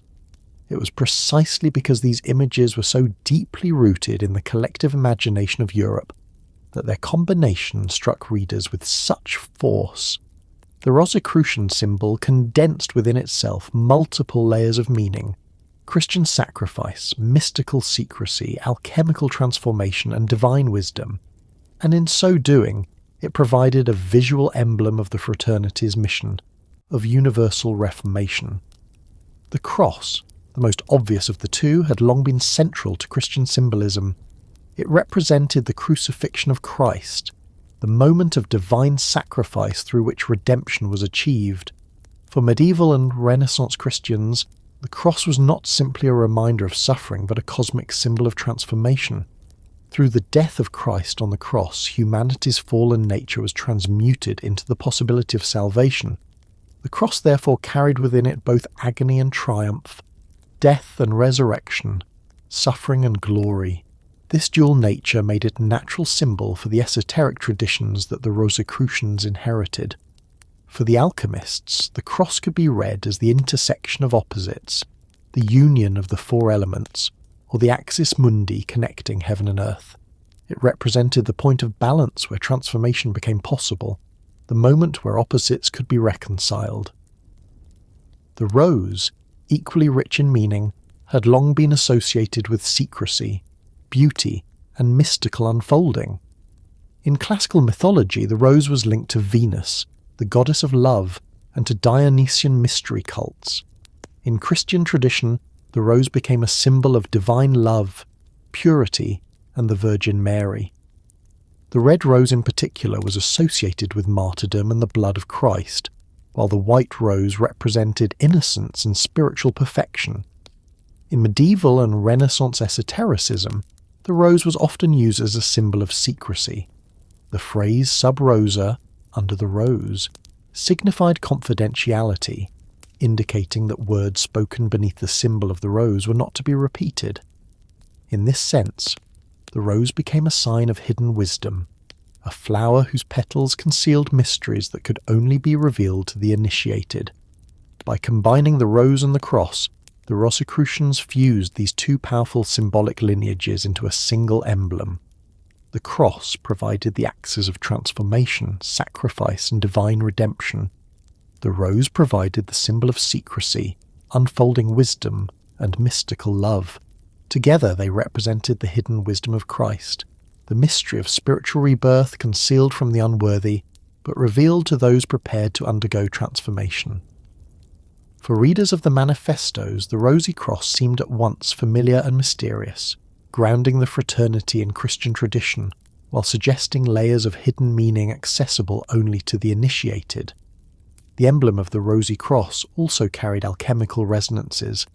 Alchemy frequently employed floral imagery to describe the stages of transformation, with the blossoming of a flower representing the perfection of the work. The rose, in this context, symbolized the philosopher's stone, the perfected substance that unfolded like a flower at the culmination of the alchemical process. The cross, meanwhile, could be interpreted as the intersection of the alchemical opposites: sulfur and mercury, male and female, sun and moon. The fusion of rose and cross thus encapsulated the alchemical vision of transformation, uniting the language of Christian redemption with the symbolism of natural philosophy. The Rosicrucian manifestos, filled with alchemical allegories, made full use of this imagery, presenting the rosy cross as the emblem of both inner and outer transmutation. In European thought more broadly, the rose and the cross had separate histories that intersected in complex ways even before the Rosicrucians. The rose was a frequent motif in medieval poetry and courtly love literature, most famously in the French allegory Roman de la Rose, which depicted the pursuit of love as a mystical quest for a rose. This tradition imbued the rose with associations of desire, beauty, and hidden truth, often with a spiritual undercurrent. The cross, meanwhile, had been central to mystical theology, with authors like Bonaventure and Meister Eckhart interpreting it as a symbol of the soul's crucifixion with Christ, the death of the ego, and the rebirth into divine union. By bringing these traditions together, the Rosicrucians tapped into both the mystical and the romantic associations of the symbols, offering a synthesis that could appeal to scholars, mystics, poets, and seekers alike. The political and religious climate of the 17th century also heightened the power of the rosy cross emblem. In an age torn by confessional conflict, the rosy cross appeared as a symbol that transcended the divisions of Protestant and Catholic, Lutheran and Calvinist. It evoked a Christianity deeper than dogma, a universal wisdom that united rather than divided. For Protestants, the rosy cross resonated with the emphasis on inner faith over external forms. For Catholics, it carried echoes of mystical devotion and Marian symbolism. For esoteric thinkers, it suggested hidden correspondences and alchemical mysteries. Its very ambiguity was its strength, allowing it to carry multiple meanings and speak to diverse audiences simultaneously. The emblem also lent itself to speculation about the fraternity's identity. Some interpreters saw the rosy cross as a literal insignia worn by members of the brotherhood, marking them as initiates. Others treated it as a purely symbolic device, a sign of their inner mission rather than their outer identity. Still others sought to decipher its hidden numerological and Kabbalistic meanings, analysing the number of petals in a rose, the geometry of the cross, and the possible correspondences with planets, elements, and divine names. The rosy cross became not merely a symbol, but a puzzle, an invitation to interpretation, a mirror in which each reader could see their own aspirations reflected. In the broader history of European thought, the rosy cross can be seen as part of a larger symbolic synthesis that characterized the Renaissance and early modern period. This was an age when scholars sought to unite disparate traditions, classical philosophy, Christian theology, Jewish Kabbalah, alchemy, astrology, into a coherent vision of universal wisdom. Symbols played a crucial role in this synthesis, serving as bridges between systems of thought that could not be easily reconciled through doctrine or logic alone. The rosy cross, as a fusion of Christian, classical and esoteric imagery, was ideally suited to this role. It served as a visual encapsulation of the very project of synthesis that the Rosicrucians proclaimed, the reconciliation of faith and reason, science and spirituality, East and West, ancient and modern. The endurance of the rosy cross symbol cannot be separated from its adaptability. Over the centuries it has been reinterpreted in countless ways. For some, it remained a Christian emblem of mystical devotion.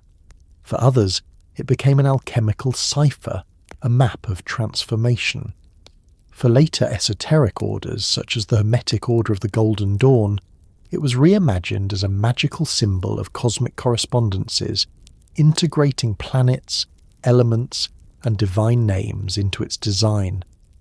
Each reinterpretation testified to the symbol's inexhaustible depth, its ability to serve as a vessel for new layers of meaning without losing its core resonance. By anchoring their proclamation in the symbol of the rosy cross, the early Rosicrucians ensured that their message would not be dismissed as a passing curiosity. they gave their fraternity an emblem that was at once ancient and new, Christian and esoteric, familiar and mysterious. It provided a focal point around which myths, interpretations and allegories could accumulate, ensuring the fraternity's enduring presence in European thought. The Rosy Cross became not merely a sign of a secret society, but a symbol of the perennial quest for hidden wisdom, a quest that transcended the particular circumstances of 17th century Germany and spoke to the deepest aspirations of the human spirit. From this symbolic foundation, the story of the Rosicrucians continues into the turbulent years of the 30 Years' War, when the promises of universal reformation clashed with the brutal realities of political and religious conflict. The manifestos had proclaimed a new age of wisdom and harmony, but Europe soon descended into one of its darkest periods of war and devastation. It is in this context that the role of the Rosicrucian myth must next be considered, as we turn to the impact of the manifestos during the crisis of the 30 Years' War. The Rosicrucian manifestos did not emerge in a vacuum, and their impact cannot be separated from the historical catastrophe that was about to engulf Europe. The Fema Fraternitatis of 1614, the Confessio Fraternitatis of 1615, and the Simical Wedding of Christian Rosenkreuz of 1616 all appeared in the years immediately preceding the outbreak of the 30 Years' War, one of the most destructive conflicts in European history. This coincidence was not accidental. The manifestos were both products of the tensions of their time and catalysts that amplified existing anxieties, hopes and fears. They promised nothing less than a universal reformation of religion, science and society. But their proclamation was issued on the eve of a war that would instead bring devastation, famine, and death on an unprecedented scale. The tension between the utopian vision of the Rosicrucians and the grim reality of the 30 Years' War defined the reception and interpretation of the Rosicrucian myth in the 17th century. The political and religious context of the early 17th century was one of profound instability. The Protestant Reformation had fractured the unity of Christendom, and the Catholic Counter-Reformation sought to restore it through renewed orthodoxy and institutional reform. The Holy Roman Empire, patchwork of principalities, bishoprics and free cities, was particularly vulnerable to conflict, as Protestant and Catholic rulers vied for power and influence. The Peace of Augsburg in 1555 had established a fragile compromise, allowing rulers to choose the religion of their territories, but by the early 1600s this compromise was breaking down. The election of Ferdinand II, a staunch Catholic, as Holy Roman Emperor in 1619, and the resistance of Protestant nobles in Bohemia triggered the crisis that became the 30 Years' War. Against this background of sectarian rivalry and political instability, the Rosicrucian manifestos appeared as proclamations of a hidden order that sought to transcend confessional strife and inaugurate a new age of harmony and enlightenment. For some readers, the manifestos seemed to offer exactly what Europe needed: a vision of unity beyond the divisions of Protestant and Catholic, a fraternity that served God and humanity without seeking power or wealth, a program of reform that encompassed religion, science, and politics. The Rosicrucians in this reading were the hidden agents of divine providence, preparing the way for a reformation deeper than Luther's or Calvin's, a reformation that would heal the wounds of Christendom and restore the wisdom of antiquity. For others, however, the manifestos were profoundly threatening. Catholic authorities saw in them the hand of Protestant conspirators, cloaking political subversion in mystical allegory. Some Protestant theologians, suspicious of their universalism and esoteric imagery, accused the Rosicrucians of heresy or deception. In a Europe already polarized by confessional strife, the ambiguous message of the manifestos became a lightning rod for controversy. The connection between the Rosicrucian manifestos and the early stages of the 30 Years' War was strengthened by events in Bohemia. In 1619, the Protestant nobility of Bohemia rebelled against Ferdinand II and offered the crown of Bohemia to Frederick III, the Elector Palatine.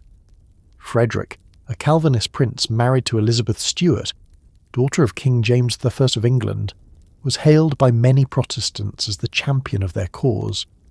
His brief reign as the Winter King of Bohemia, lasting less than a year before his defeat at the Battle of White Mountain in 1620, became a symbol of Protestant hopes dashed by Catholic power.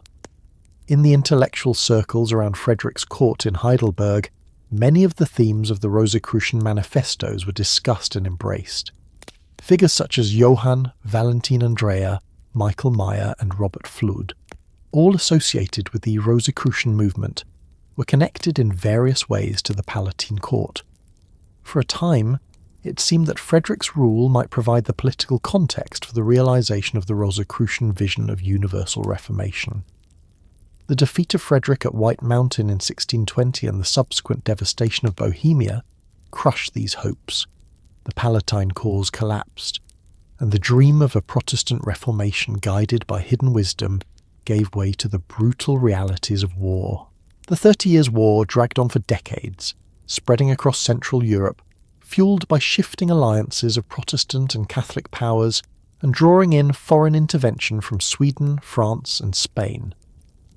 Armies marched across the land, leaving famine, plague and depopulation in their wake. Towns were burned, fields destroyed, and entire regions left desolate.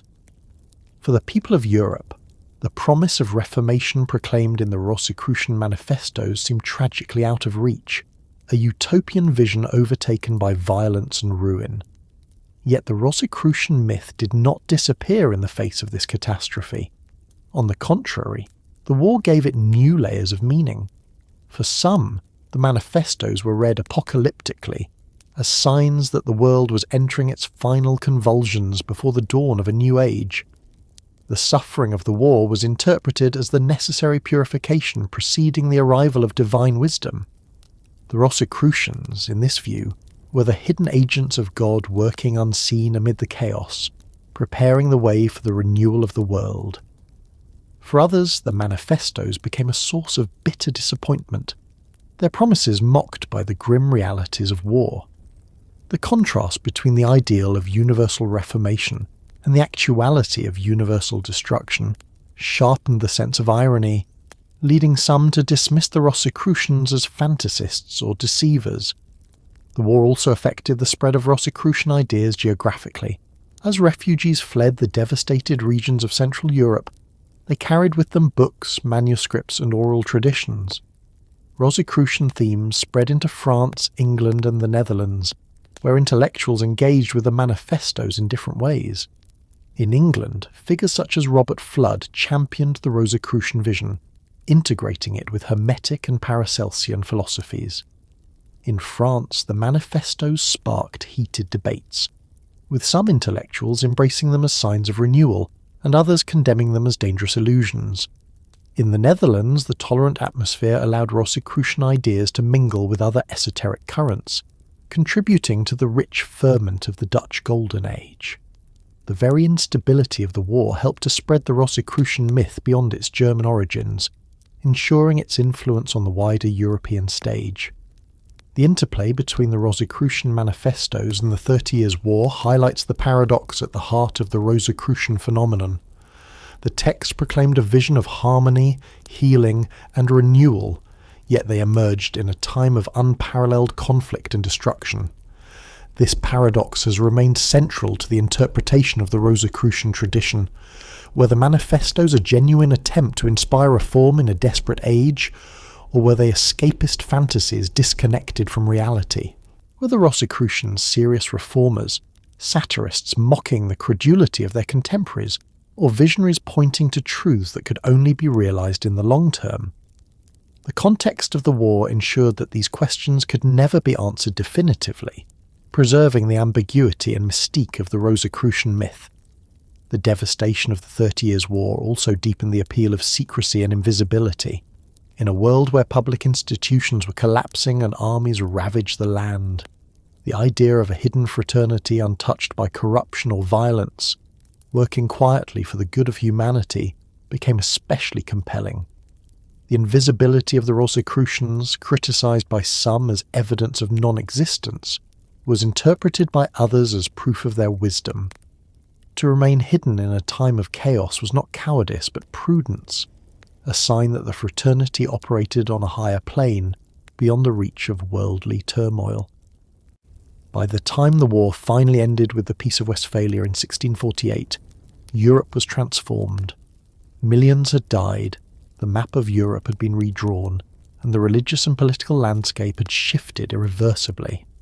The dream of a universal Christian unity was gone, replaced by a patchwork of confessional states. In this new world, the Rosicrucian myth adapted and endured. It no longer appeared as the herald of imminent reformation, but as the custodian of a hidden wisdom that transcended the immediate crises of history. The manifestos remained as testimonies to a moment when Europe had dreamed of universal renewal, even as it descended into destruction. From here, the story of Rosicrucianism turns toward the broader esoteric societies and secret orders that emerged in the 17th century. Inspired by the Rosicrucian manifestos, or at least claiming continuity with them, these groups gave organizational form to the ideals of hidden fraternity and universal wisdom. Whether or not the original Rosicrucians ever existed as a concrete institution, their myth inspired real societies, lodges and orders that carried the name and the symbols of the Rosy Cross into new contexts. It is in the rise of these esoteric societies that the next chapter of the Rosicrucian story unfolds. The 17th century was an age obsessed with secrecy, ritual and hidden knowledge. The Rosicrucian manifestos, appearing in the second decade of the century, did not create this obsession, but gave it a name, a myth, and a symbol around which it could crystallize. The promise of an invisible fraternity working for universal reformation inspired not only responses in the form of pamphlets and treatises, but also the formation of actual groups that claimed, hinted at, or were accused of continuing the Rosicrucian tradition. The boundaries between myth and institution, fiction and reality became blurred. Whether or not the original Rosicrucian brotherhood had ever existed in a concrete form, the 17th century saw the proliferation of esoteric societies, secret orders, and occult circles that adopted Rosicrucian themes, symbols, and aspirations. The century following the publication of the manifestos was thus one of experimentation, imitation, and adaptation, as the idea of Rosicrucianism was embodied in diverse ways across Europe. The intellectual climate of the 17th century made the formation of such societies almost inevitable. This was a time of dramatic transformation in natural philosophy, with the rise of experimental science alongside the persistence of Hermeticism, alchemy, and astrology. It was also a time of religious fragmentation and apocalyptic expectation, when many believed that history stood on the brink of a decisive turning point. In this environment, secret societies served multiple functions. They provided a safe space for unorthodox discussion, a structure for collective identity, and a vehicle for projecting utopian hopes. The Rosicrucian myth, with its emphasis on secrecy, fraternity, and universal reformation, provided the perfect template. One of the earliest and most significant responses to the Rosicrucian manifestos came in the form of self-proclaimed Rosicrucians. As soon as the Fama and Confessio were published, letters began to circulate from individuals declaring themselves to be members of the fraternity, or offering themselves as candidates for admission. Pamphlets appeared purporting to reveal the secrets of the brotherhood, some produced by charlatans seeking to profit from the curiosity aroused by the manifestos, others by sincere seekers attempting to embody the ideals of the Rosy Cross. This flood of pseudo-Rosicrucian literature made it nearly impossible to distinguish authentic voices from impostors, and in some sense the distinction was irrelevant. The very fact that people began to form groups calling themselves Rosicrucian demonstrated that the myth had taken on institutional life. Whether or not the original fraternity had ever been more than a literary creation. In Germany, where the manifestos first appeared, a number of esoteric circles emerged that combined Lutheran piety with alchemical and mystical speculation. These groups often saw themselves as heirs to the Rosicrucian vision, even if they did not claim direct continuity. The influence of figures like Johann Arndt, whose devotional writings emphasized inner rebirth and mystical union with Christ, and Jakob Böhme, whose visionary theosophy described the divine unfolding in nature, shaped the religious framework within which Rosicrucian ideas were received. Many of these circles were semi-private, consisting of pastors, physicians, and scholars who met to study scripture, alchemy, and natural philosophy together. Their secrecy was not necessarily sinister, but protective, shielding them from accusations of heresy or enthusiasm in an age of confessional suspicion. Beyond Germany, Rosicrucian themes found fertile ground in England, France, and the Netherlands. In England, Robert Fludd became the most prominent defender of the Rosicrucians, integrating their proclamation into his vast system of Hermetic philosophy. Fludd argued that the Rosicrucians were real and that their vision of universal reformation was consistent with divine providence. His writings gave intellectual legitimacy to the fraternity in the eyes of many English readers, even as others mocked him for credulity. The English interest in Rosicrucianism was also connected to the broader culture of secret societies and gentlemanly clubs, which flourished in the 17th century and provided fertile soil for the later development of Freemasonry. In France, the Rosicrucian controversy reached fever pitch in the 1620s. Pamphlets appeared in Paris claiming that Rosicrucians had secretly established themselves in the city, invisible yet influential. Anonymous posters were even said to have been plastered on the walls of Paris declaring the presence of the brotherhood. This rumour sparked both fascination and fear. Some Parisians welcomed the idea of hidden sages working for the good of humanity, while others panicked, accusing the Rosicrucians of sorcery, espionage, or conspiracy. The Parisian Rosicrucian scare of 1623 demonstrated how powerful the myth had become, capable of generating widespread hysteria without any tangible evidence of the fraternity's presence. For French intellectuals, the episode provided an opportunity to debate the meaning of secrecy, the boundaries of orthodoxy, and the possibility of universal reform. In the Netherlands, with its relatively tolerant atmosphere and flourishing intellectual life, Rosicrucian ideas mingled with a variety of other esoteric currents. Dutch thinkers engaged with Hermeticism, alchemy, and Cartesian philosophy, creating a unique blend of rationalism and mysticism. The Rosicrucian manifestos circulated widely, and their themes influenced both religious dissenters and experimental natural philosophers. The Dutch Republic became one of the key centres for the dissemination of Rosicrucian literature, with printing presses producing translations and commentaries that spread across Europe. The 17th century also witnessed the emergence of groups that, while not explicitly Rosicrucian, were shaped by the same currents of secrecy, symbolism, and fraternity. The most important of these was Freemasonry. Although its medieval origins lay in the guilds of stonemasons, in the 17th century, Freemasonry began to transform into a speculative order, using the tools and symbols of building as metaphors for moral and spiritual development. Many historians have noted the parallels between Rosicrucianism and Freemasonry. Both emphasize secrecy, initiation, and fraternity. Both used elaborate symbols to convey hidden truths, and both presented themselves as guardians of wisdom that transcended confessional divisions. In the 18th century, these parallels would lead to explicit attempts to merge the two traditions, but even in the 17th century, the Rosicrucian myth helped to prepare the cultural ground for the rapid growth of Freemasonry. The role of alchemical societies should also be noted.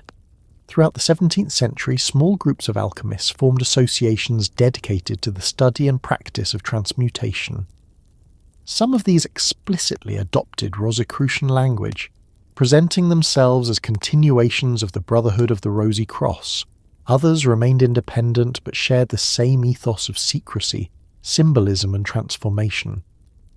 The overlap between alchemical circles, Protestant mystical groups, and Rosicrucian enthusiasts was often fluid, with individuals moving between them or participating in multiple networks simultaneously.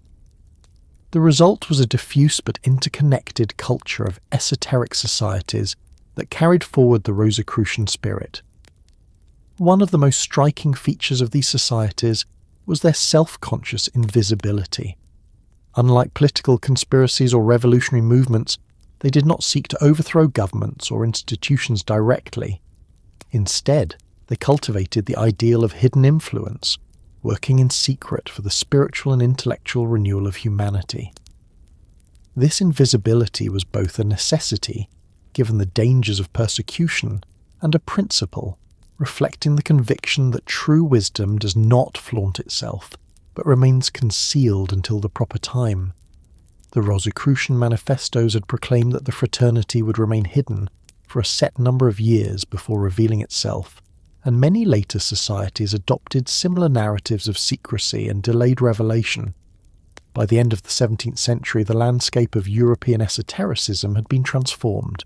The Rosicrucian manifestos had ignited a fire that continued to burn in diverse forms. Pseudo-Rosicrucian pamphlets, mystical circles in Germany, philosophical defenders in England, hysteria in France, publishing networks in the Netherlands, and the parallel rise of Freemasonry. The existence of a single, unified Rosicrucian brotherhood may remain doubtful, but the proliferation of esoteric societies claiming continuity with the Rosy Cross was undeniable. The myth had become a social reality, shaping the formation of secret orders that would dominate the esoteric landscape of the modern era. From this proliferation of societies in the 17th century, the story of Rosicrucianism moves naturally into the age of the Enlightenment. The ideals of secrecy, fraternity, and universal wisdom did not disappear with the rise of rationalism, but were transformed, integrated into new orders, and adapted to new contexts. The Enlightenment would not dissolve the Rosicrucian myth, but reshape it, turning it into one of the central symbolic currents of modern esotericism. The 18th century is usually described as the Age of Enlightenment, a period when reason, science, and rational inquiry were elevated as the highest authorities, displacing superstition, dogma, and tradition. On the surface, this rationalist movement might seem to have little room for a fraternity that traced its lineage through alchemy, hermeticism, and mystical allegory. Yet the history of Rosicrucianism in the Enlightenment reveals a more complex story. Rather than fading away under the glare of rationalism, the Rosicrucian tradition transformed itself, adapting to the new cultural climate, merging with other currents, and taking on institutional forms that allowed it to survive and even flourish in the modern world. In this century, the Rosicrucian myth did not disappear. It changed, sometimes disguising itself under new guises, sometimes reinterpreting its symbolism in more rational terms, and sometimes embracing the secrecy and ritual that rationalism could never fully extinguish. The Enlightenment was not a uniform movement, but a spectrum of intellectual currents. On one end stood radical philosophers who rejected all esotericism and dismissed traditions like alchemy or Kabbalah as relics of ignorance. On the other end were reformers who believed that reason and revelation, science and spirituality could be reconciled. It was within this latter context that Rosicrucianism found its place. The manifestos of the early 17th century had already proclaimed that religion, science and philosophy were not enemies but parts of a single divine order. This harmonizing vision resonated with many Enlightenment thinkers who sought to unify knowledge into comprehensive systems, even as alchemy was giving way to chemistry and astrology to astronomy. The symbolic frameworks of Rosicrucianism could be reinterpreted as metaphors for progress, moral refinement, and intellectual illumination. One of the most significant developments of the 18th century was the fusion of Rosicrucianism with Freemasonry. Freemasonry had begun in the 17th century as a speculative fraternity, adopting the tools and symbols of the Mason's craft as allegories for moral and spiritual development.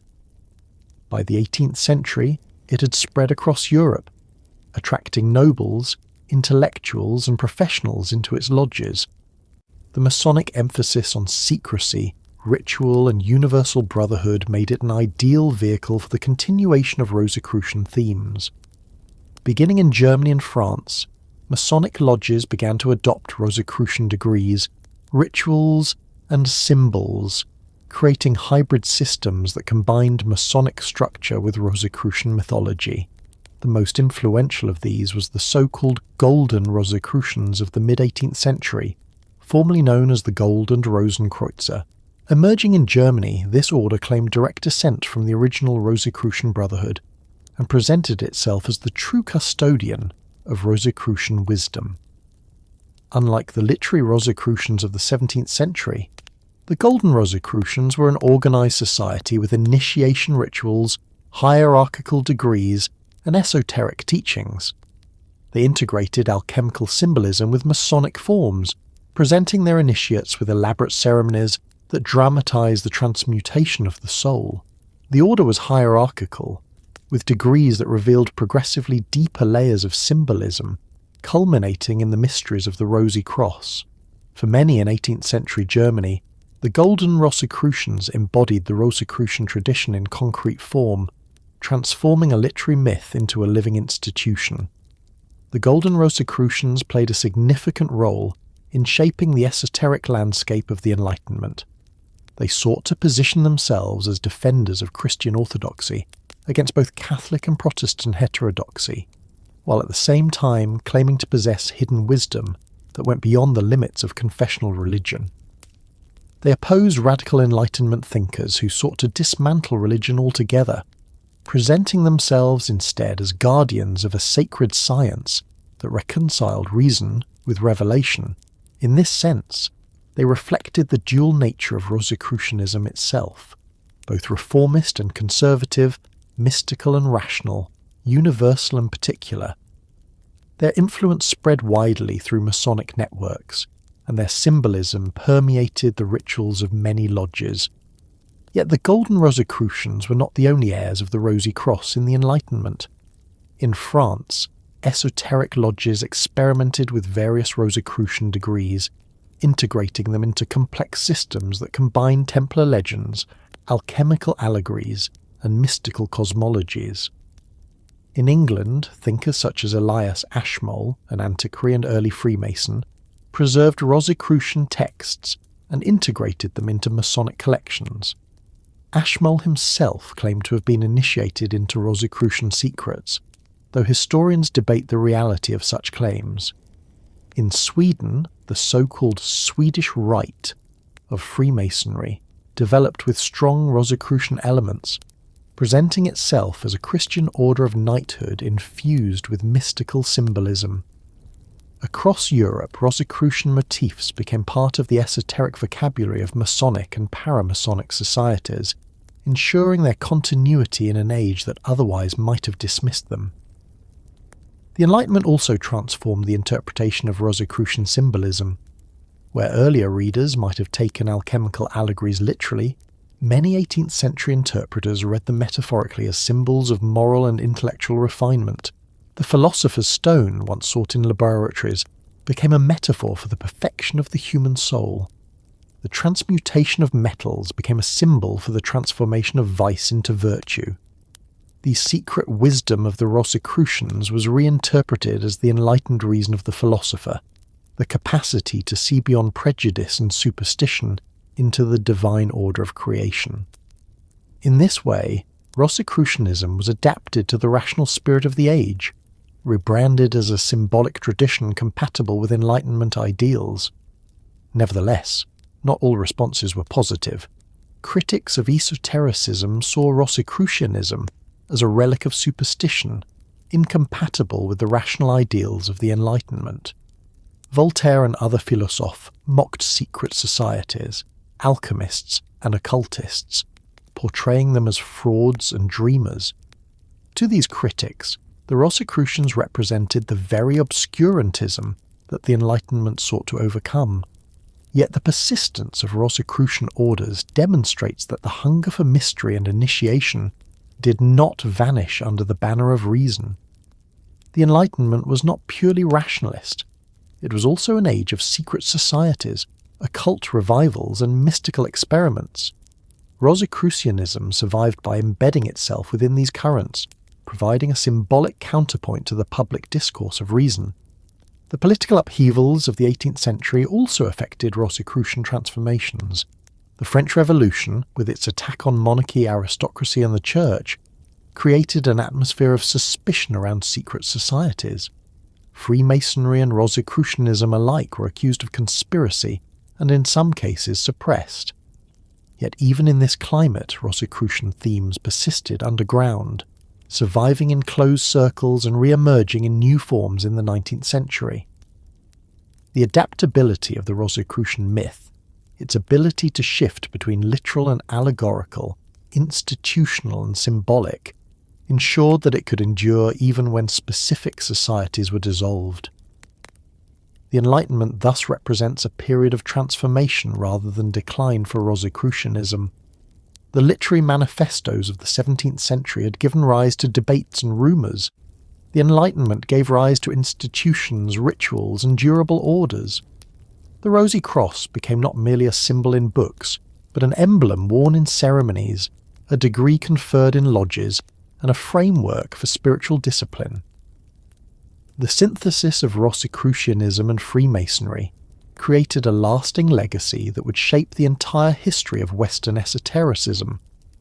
From this period of transformation, the narrative moves into the later 18th century, when the Golden Rosicrucians and other Masonic Rosicrucian hybrids reached their peak of influence, spreading across Germany and beyond. It is within this context that the story turns to the Golden Rosicrucians in particular, whose claim to embody the true Rosicrucian tradition gave them prominence and power, and whose influence paved the way for the modern era of Rosicrucianism. The later 18th century witnessed the crystallization of Rosicrucianism into a form that was no longer merely literary or allegorical, but institutional, hierarchical, and ritualized. The Rosicrucian myth, which had begun in the early 17th century as a set of anonymous manifestos, found in this period an organised expression in the society known as the Golden Rosenkreuzer, or the Golden Rosicrucians. Emerging in German lands in the mid-18th century, this order claimed to represent the authentic continuation of the original Brotherhood of the Rosy Cross. While historians debate the extent of its continuity with the earlier manifestos, there is no doubt that the Golden Rosicrucians transformed Rosicrucianism into a functioning initiatory order with rituals, degrees, and organisational structures. At the same time, Freemasonry was rising to prominence across Europe, spreading from England into Germany, France, and beyond.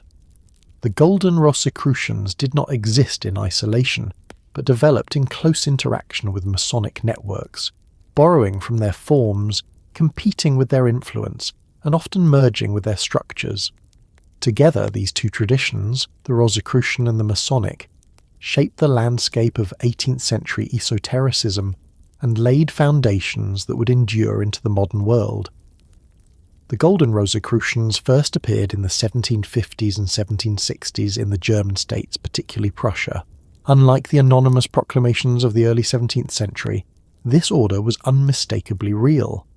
It had lodges, leaders, initiation ceremonies, and degrees through which members progressed.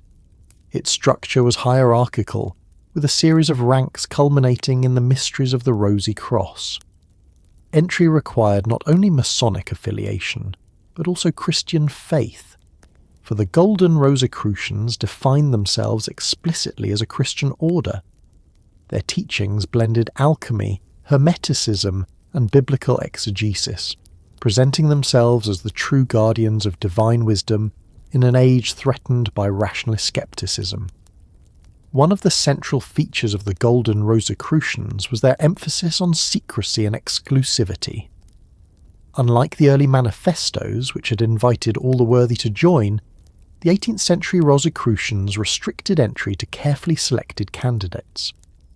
Members were sworn to strict secrecy regarding the rituals and teachings, and advancement through the degrees was conditioned on obedience and loyalty.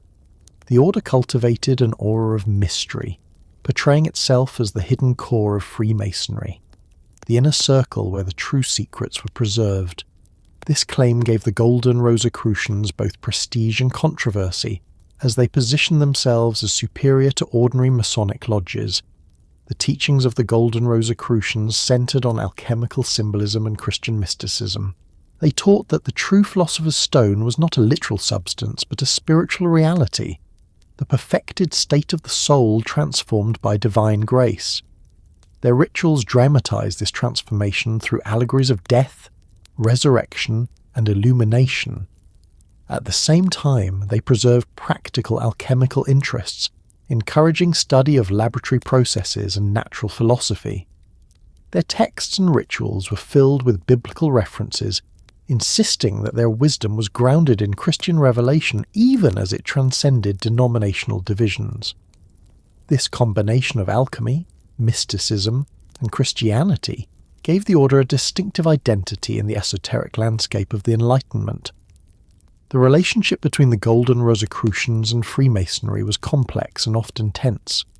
On the one hand, the Rosicrucians drew heavily on Masonic structures. Their lodges operated in a similar fashion, with officers, degrees, and initiation rituals. Many of their members were Freemasons, and they recruited primarily from Masonic circles. They presented themselves as the higher degrees of Masonry, the inner order that revealed the true secrets concealed from ordinary Masons. On the other hand, this claim created friction, as many Masonic lodges resisted the assertion that Rosicrucians possessed a superior wisdom. Rivalries between different systems of higher degrees proliferated, with the Golden Rosicrucians competing with other rites such as the strict observance, which traced its lineage to the Knights Templar. Despite these tensions, the influence of the Golden Rosicrucians spread widely. By the late 18th century, they had established a significant presence in Prussia and other German territories, attracting nobles, officers, and intellectuals. Their emphasis on discipline, secrecy, and Christian devotion appealed to those who sought stability and meaning in a time of social and political change. The order became particularly influential in Prussia, where it gained connections with the court and the military elite. Its leaders presented the Rosicrucians as a bulwark against the dangers of radical Enlightenment thought, atheism, and revolutionary agitation. In this sense, the Golden Rosicrucians functioned not only as an esoteric order, but as a cultural force aligned with conservative currents in 18th century society. The rise of the Golden Rosicrucians also reflected broader transformations in Freemasonry itself. By the mid-18th century, Masonry had spread far beyond its English origins, evolving into a diverse and often fragmented network of lodges and rites. Higher degree systems proliferated, each claiming to reveal deeper secrets beyond the three basic degrees of apprentice, fellowcraft, and master mason. Some of these higher degrees drew on Templar legends, others on Hermetic or Kabbalistic themes, and still others on Rosicrucian motifs. The Golden Rosicrucians positioned themselves within this landscape as the custodians of the true inner secret of Masonry, asserting that only through the Rosy Cross could the Mason's quest for light be fulfilled. The interaction between Rosicrucianism and Freemasonry produced lasting consequences. Many Masonic rites incorporated Rosicrucian degrees, symbols, and rituals. The imagery of the rose and the cross appeared in Masonic contexts, often integrated with Christian allegories and alchemical symbolism. In turn, the Masonic framework gave Rosicrucianism a stable institutional form, ensuring its survival beyond the ephemeral pamphlets and rumours of the 17th century. Through this fusion, the Rosicrucian tradition was preserved, transformed, and transmitted to later generations. Not all contemporaries viewed the Golden Rosicrucians positively. Enlightenment critics ridiculed them as obscurantists clinging to outdated superstitions, dressing up alchemy and mysticism in pompous rituals. Some accused them of manipulating their members for financial or political gain, exploiting the secrecy and prestige of the order to maintain control. Within Freemasonry, rivalries and controversies abounded, with competing systems challenging the Rosicrucians' claim to superiority. Yet the very intensity of these debates testifies to the significance of the Golden Rosicrucians in the esoteric landscape of the 18th century. They could not be ignored, for they represented a powerful synthesis of tradition, ritual and myth that spoke to deep currents in European culture. By the close of the 18th century, the Golden Rosicrucians had left a profound mark on both Rosicrucianism and Freemasonry. They had transformed a literary myth into a living institution, complete with lodges, degrees, and teachings. They had merged Rosicrucian symbolism with Masonic structure, ensuring the continuity of the Rosy Cross within the larger Masonic family. They had asserted the compatibility of esotericism with Christian devotion, positioning themselves as defenders of faith in an age of skepticism, and they had demonstrated the enduring power of the Rosicrucian myth to adapt to new contexts, to shape and be shaped by the cultural currents of the time. From this period of institutionalization and rivalry, the story of Rosicrucianism moves into the late 18th and early 19th centuries, when the French Revolution and the upheavals of modernity challenged the survival of secret orders. It is within this context that Rosicrucianism would undergo yet another transformation, influencing philosophy, science and esotericism in new ways, and preparing the ground for the occult revival of the 19th century. In the 18th century, France and Germany became the central theatres in which Rosicrucianism evolved, adapted, and at times collided with the intellectual, political and spiritual transformations of the age. The Rosicrucian myth, carried forward by the Golden Rosicrucians and intertwined with Freemasonry, developed differently in each cultural setting, reflecting the particular tensions of French and German society. In Germany, Rosicrucianism became institutionalized in the form of the Golden Rosenkreuzer, embedding itself in the networks of Prussian nobility, Protestant religiosity, and conservative reaction to Enlightenment skepticism. In France, it became a matter of rumour, fascination, and heated controversy, associated with both utopian visions of universal wisdom and dark suspicions of conspiracy. Together, these two regions show how the Rosicrucian tradition could embody very different meanings depending on its cultural context, yet always retaining the essential motifs of secrecy, fraternity, and hidden wisdom. In Germany, the Rosicrucian tradition was revitalized and formalized through the Golden Rosicrucians, who rose to prominence in the mid-18th century. This order claimed direct descent from the original Rosicrucian brotherhood of the early 17th century, portraying itself as the true custodian of the Rosy Cross. Its structure was hierarchical, secretive, and tightly controlled.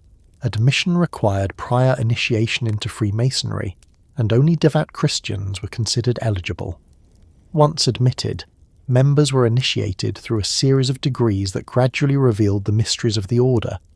These rituals were infused with alchemical and biblical symbolism, emphasizing the transformation of the soul as the true philosopher's stone. The Golden Rosicrucians demanded strict obedience from their members, cultivating an aura of exclusivity and control that gave them both prestige and notoriety. The order's influence in Germany was significant. In Prussia, they gained connections with the aristocracy, the military, and even the court, positioning themselves as defenders of Christian order against the threats of Enlightenment rationalism and revolutionary ideas. They opposed atheism, deism, and the radical critique of religion, presenting themselves instead as guardians of a sacred science that reconciled revelation with hidden natural philosophy. In this way, they functioned not only as an esoteric order, but also as a cultural and political force, aligning themselves with conservative currents in German society. Their rituals, symbols, and teachings reinforce the sense that Rosicrucianism was not merely a literary myth, but a living tradition, institutionalized and powerful. Yet the Golden Rosicrucians were not universally admired. Many within Freemasonry resented their claim to superiority, and rivalries between competing systems of higher degrees abounded. Enlightenment critics denounced them as obscurantists peddling superstition in an age of reason. Some accused them of manipulation, suggesting that their leaders exploited secrecy and ritual to control members and maintain social influence. These criticisms were not entirely unfounded.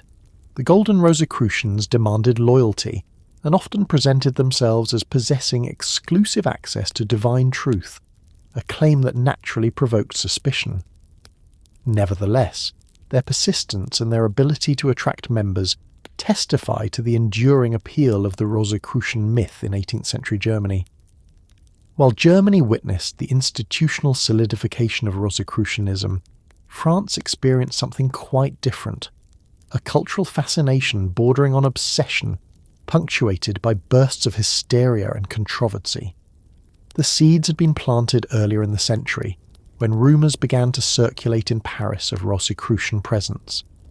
In 1623, anonymous posters were said to have appeared on the walls of Paris, declaring that the Brothers of the Rosy Cross were dwelling in the city, visible only to those worthy to see them.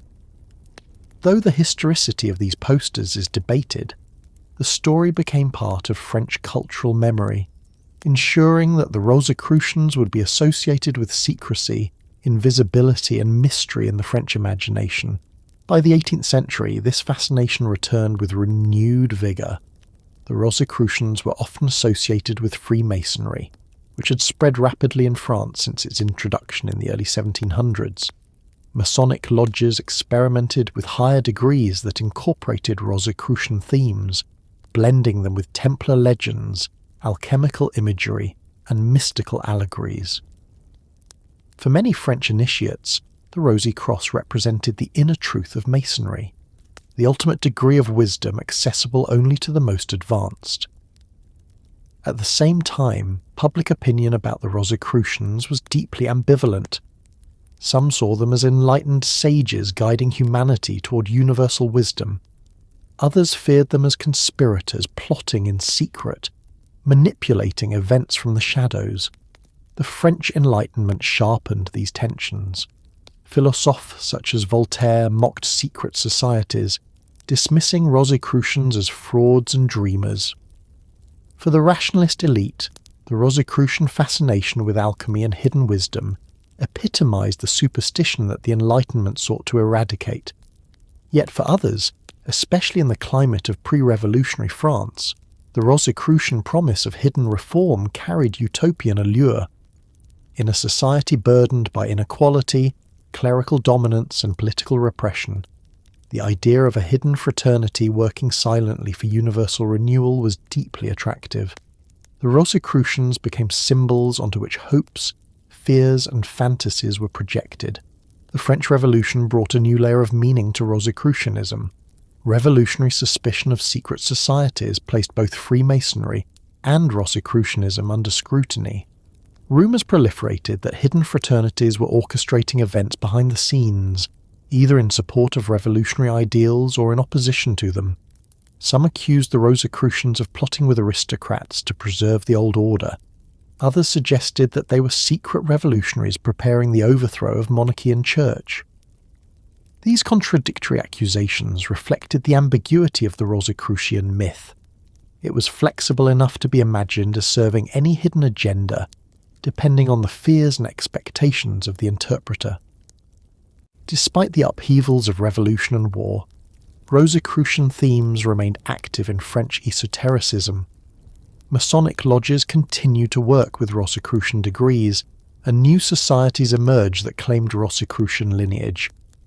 In the 19th century, France would become one of the leading centres of Rosicrucian revival, but the groundwork was laid in the 18th century, when fascination, rumour, and controversy kept the symbol of the Rosy Cross alive in French culture.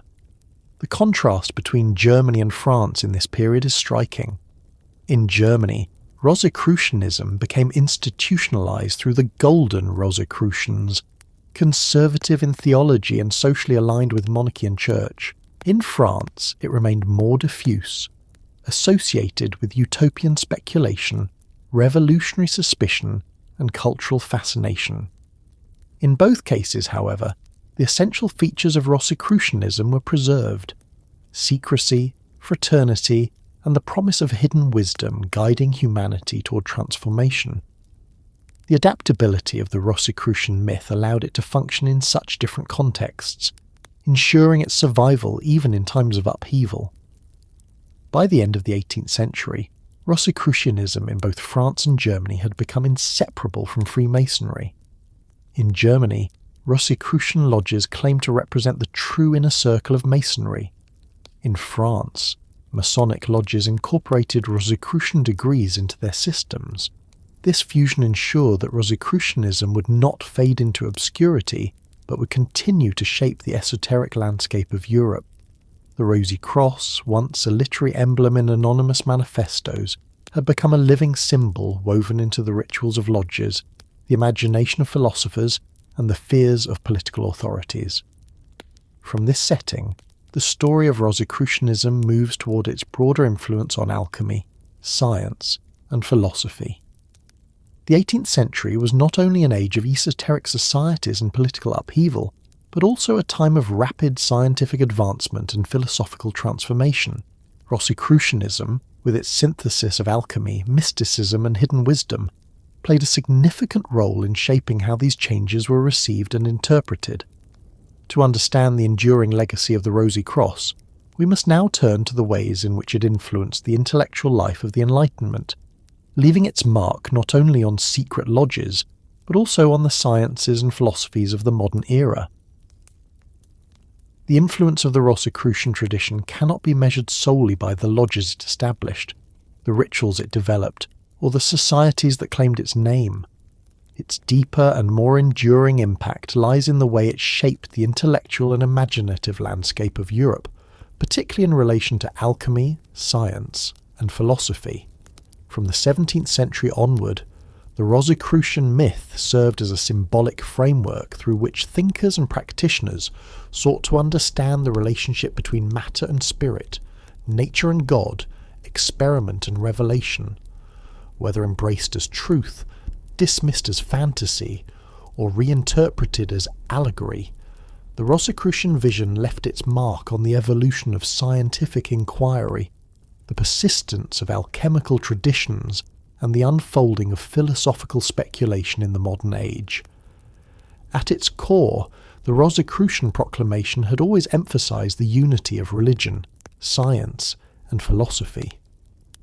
The Fema and Confessio declared that the fraternity's mission was to reveal the divine mysteries of nature, to reform the sciences, and to restore the wisdom of creation. They rejected the separation between natural philosophy and theology, insisting instead that both were expressions of the same divine truth. This harmonizing vision resonated deeply in an age when the boundaries between science and esotericism were not yet fixed. Alchemists, physicians, astrologers, and natural philosophers often worked within frameworks that saw no contradiction between experiment and mysticism, laboratory practice, and biblical allegory. The Rosicrucian manifestos provided a mythic language through which these pursuits could be united, elevating the search for knowledge into a sacred mission. The influence of Rosicrucianism on alchemy was immediate and profound. Alchemy in the 17th century was already a rich mixture of laboratory experimentation, symbolic allegory, and mystical speculation. The Rosicrucians inherited this tradition and infused it with new vitality. The chemical wedding of Christian Rosenkreuz, in particular, presented the alchemical process not as a technical recipe, but as a spiritual journey, dramatizing the death, dismemberment, and resurrection that mirrored both the laboratory work and the transformation of the soul. Alchemists across Europe drew inspiration from Rosicrucian imagery, interpreting their own work as participation in the universal reformation proclaimed by the fraternity. The philosopher's stone was reimagined as the Rosy Cross itself, the symbol of perfected wisdom that united opposites and revealed divine truth. Rosicrucian alchemy was never merely about transmuting metals into gold. It was about transmuting humanity, purifying the soul, and aligning creation with divine purpose. This spiritualized vision of alchemy allowed it to persist even as modern chemistry emerged. When figures like Robert Boyle and Isaac Newton began to lay the foundations of experimental science, they did so in a context still saturated with alchemical language and imagery. Newton, in particular, studied alchemical texts extensively, searching for the hidden principles that governed both matter and spirit. Though he never explicitly declared himself a Rosicrucian, his fascination with the unity of nature and the divine resonated strongly with Rosicrucian themes. The persistence of alchemy in the 17th and 18th centuries cannot be separated from the imaginative power of the Rosicrucian myth, which gave meaning to laboratory work by framing it within a cosmic and spiritual narrative. The influence of Rosicrucianism on science more broadly is complex but significant. The Rosicrucian manifestos appeared at precisely the moment when the scientific revolution was taking shape. Galileo was observing the heavens with his telescope. Kepler was formulating his laws of planetary motion. Harvey was discovering the circulation of the blood. These breakthroughs were beginning to separate scientific inquiry from traditional cosmologies. Yet the early modern scientists did not see themselves as abandoning spirituality, but as uncovering the hidden order of creation. The Rosicrucian insistence that science was sacred, that the study of nature revealed the wisdom of God, gave a symbolic framework to this pursuit. The fraternity's vision of universal reformation aligned with the emerging ethos of scientific progress, even if their methods were cloaked in allegory rather than experiment. In England, the Rosicrucian influence can be seen in the circles around the early Royal Society. Many of its members, including Robert Boyle, were deeply interested in alchemy, Hermeticism, and Rosicrucian themes. While the Royal Society eventually defined itself in terms of empirical observation and experimental rigour, the early rhetoric of its founders echoed the Rosicrucian call for a reformation of knowledge. The idea that hidden truths of nature could be revealed through disciplined inquiry for the benefit of humanity and the glory of God was very much in line with Rosicrucian ideals. Even the motto of the Royal Society, nullius in verba, take nobody's word for it, can be read as a response to the Rosicrucian challenge to dogma and authority. Though the Royal Society distanced itself from overtly esoteric language, the Rosicrucian myth had already contributed to the intellectual climate in which modern science was born. The philosophical influence of Rosicrucianism was equally profound. The manifestos articulated a vision of hidden wisdom that transcended confessional divisions, suggesting that truth was not confined to any one church, but was accessible to those who sought it humbly and sincerely. This vision resonated with currents of philosophical universalism in the 17th and 18th centuries. Thinkers such as Gottfried Wilhelm Leibniz, though not explicitly Rosicrucian, shared the conviction that all religions contained fragments of a primordial truth and that philosophy could reconcile them into a harmonious whole. The idea of a prisca theologia, an ancient theology underlying all traditions, was central to both Rosicrucian and philosophical speculation. Rosicrucianism also influenced the development of German idealism and romanticism in the late 18th and early 19th centuries. The symbolic language of the Rosy Cross, with its emphasis on unity, transformation, and hidden meaning, provided inspiration for poets, philosophers, and mystics who sought to move beyond the rationalism of the Enlightenment. Novalis, the German Romantic poet, explicitly invoked Rosicrucian themes in his writings, seeing in them a model of spiritual renewal and poetic imagination. For the Romantics, Rosicrucianism represented the possibility of re-enchanting the world, of seeing nature as alive with symbols and correspondences, rather than as a mere machine.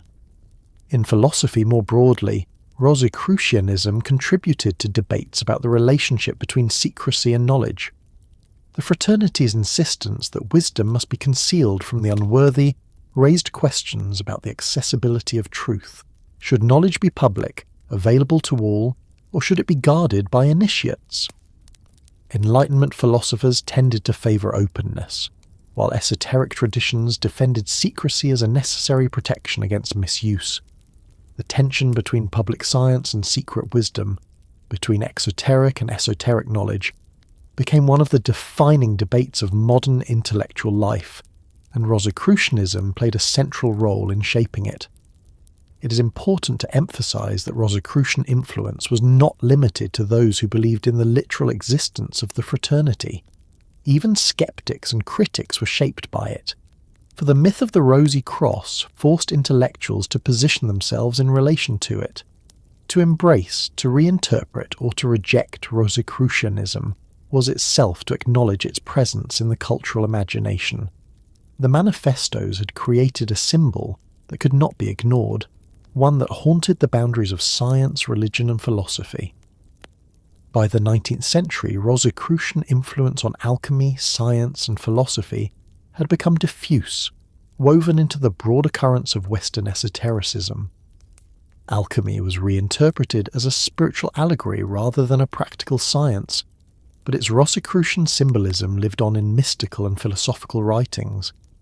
Science continued on its path of empirical progress, yet the ideal of hidden correspondences and universal reformation persisted in the margins of scientific culture. Philosophy moved through rationalism and idealism into romanticism, carrying with it the Rosicrucian vision of unity and hidden wisdom.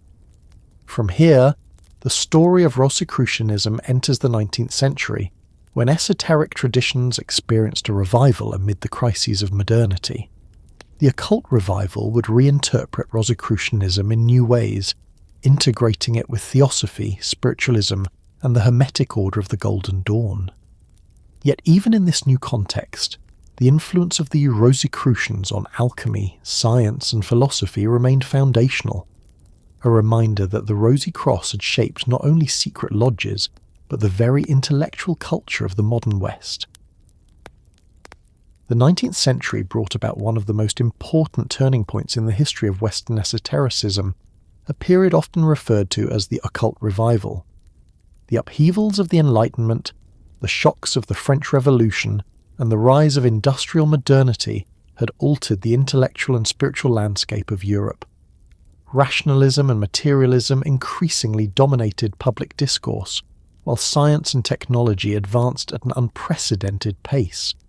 Yet alongside these transformations grew a countercurrent, a widespread hunger for mystery, symbolism, and spiritual depth that could re-enchant a world perceived by many as increasingly mechanistic and disenchanted. In this context, Rosicrucianism re-emerged in new forms, adapting itself to the spiritual climate of the 19th century, and finding fresh expression in movements that sought to reconcile modernity with esoteric wisdom. The occult revival was a broad phenomenon that encompassed many traditions: mesmerism, spiritualism, theosophy, astrology, ceremonial magic, and various forms of neo-Hermeticism. Rosicrucianism found itself at the centre of this revival, both as a symbolic inheritance and as a living tradition claimed by new orders and societies. For many seekers of the 19th century, the Rosy Cross represented the continuity of ancient wisdom in modern times, the assurance that hidden fraternities had preserved spiritual truths even through the upheavals of revolution and rationalist skepticism. The myth of a secret brotherhood, invisible yet active, resonated strongly in an era marked by both disenchantment and longing for mystery. In France, Rosicrucianism experienced one of its most visible revivals. Building on the esoteric ferment of the late 18th century, French occultists of the 19th century reinterpreted the Rosy Cross in ways that blended it with Kabbalah, alchemy, and ceremonial magic.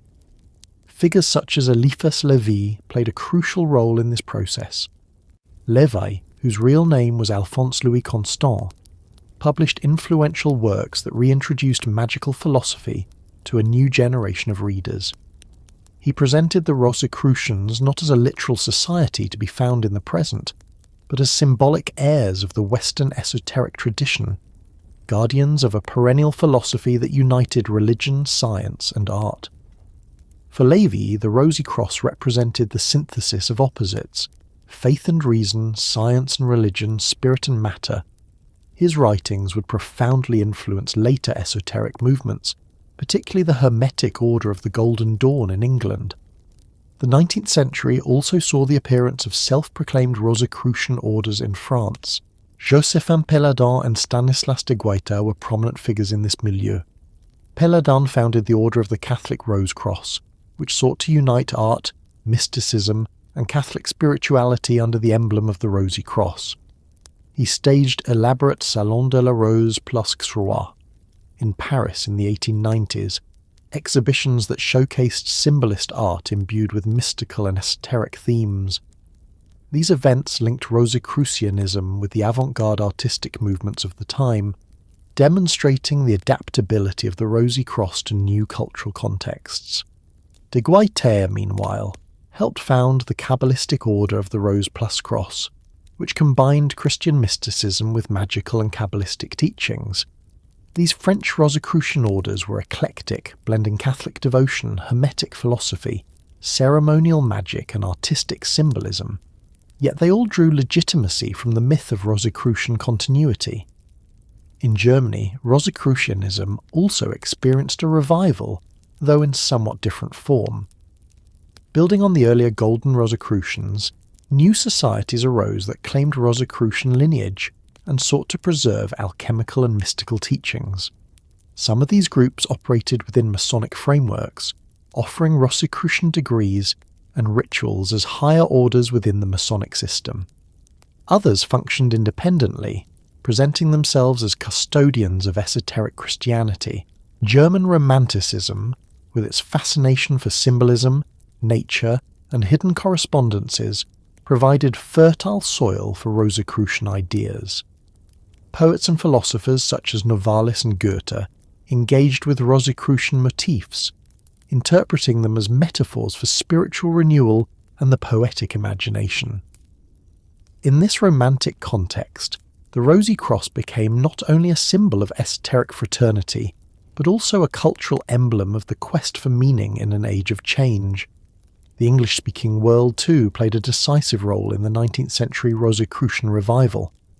The Hermetic Order of the Golden Dawn, founded in London in the late 1880s, became one of the most influential esoteric societies of modern times. While the Golden Dawn drew on a wide range of traditions, Kabbalah, astrology, tarot, Enochian magic, Egyptian symbolism, it also incorporated Rosicrucianism into its structure. The highest grades of the Golden Dawn were explicitly Rosicrucian, culminating in the Ara et Xe, the inner order of the Rose of Ruby and Cross of Gold. Here, Rosicrucian symbolism was integrated with magical ritual, presenting the Rosy Cross as the emblem of the perfected initiate who had reconciled opposites within himself.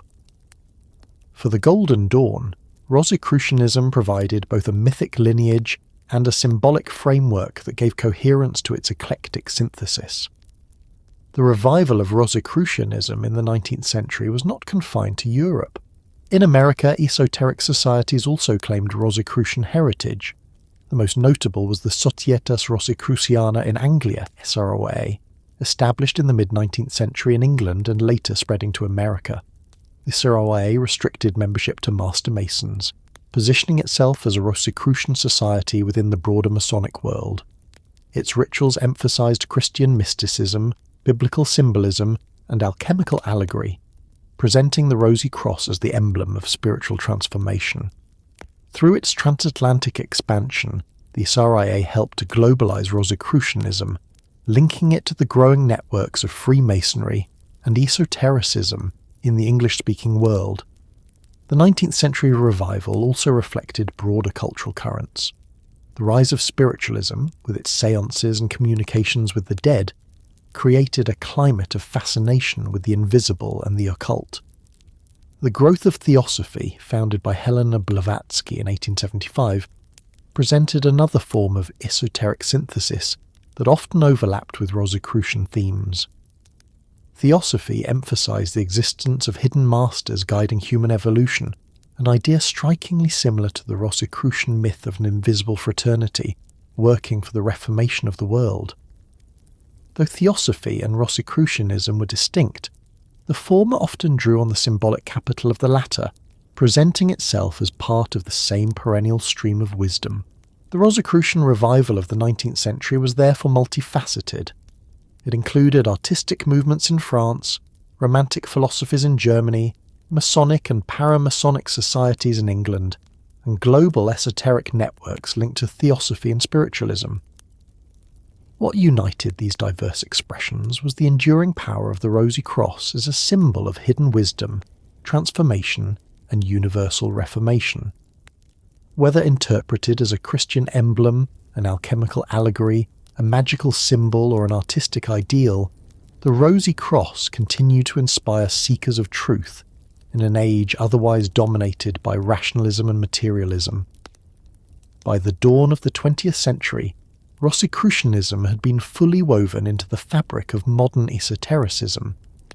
It was no longer confined to the anonymous manifestos of the 17th century or the secret lodges of the 18th.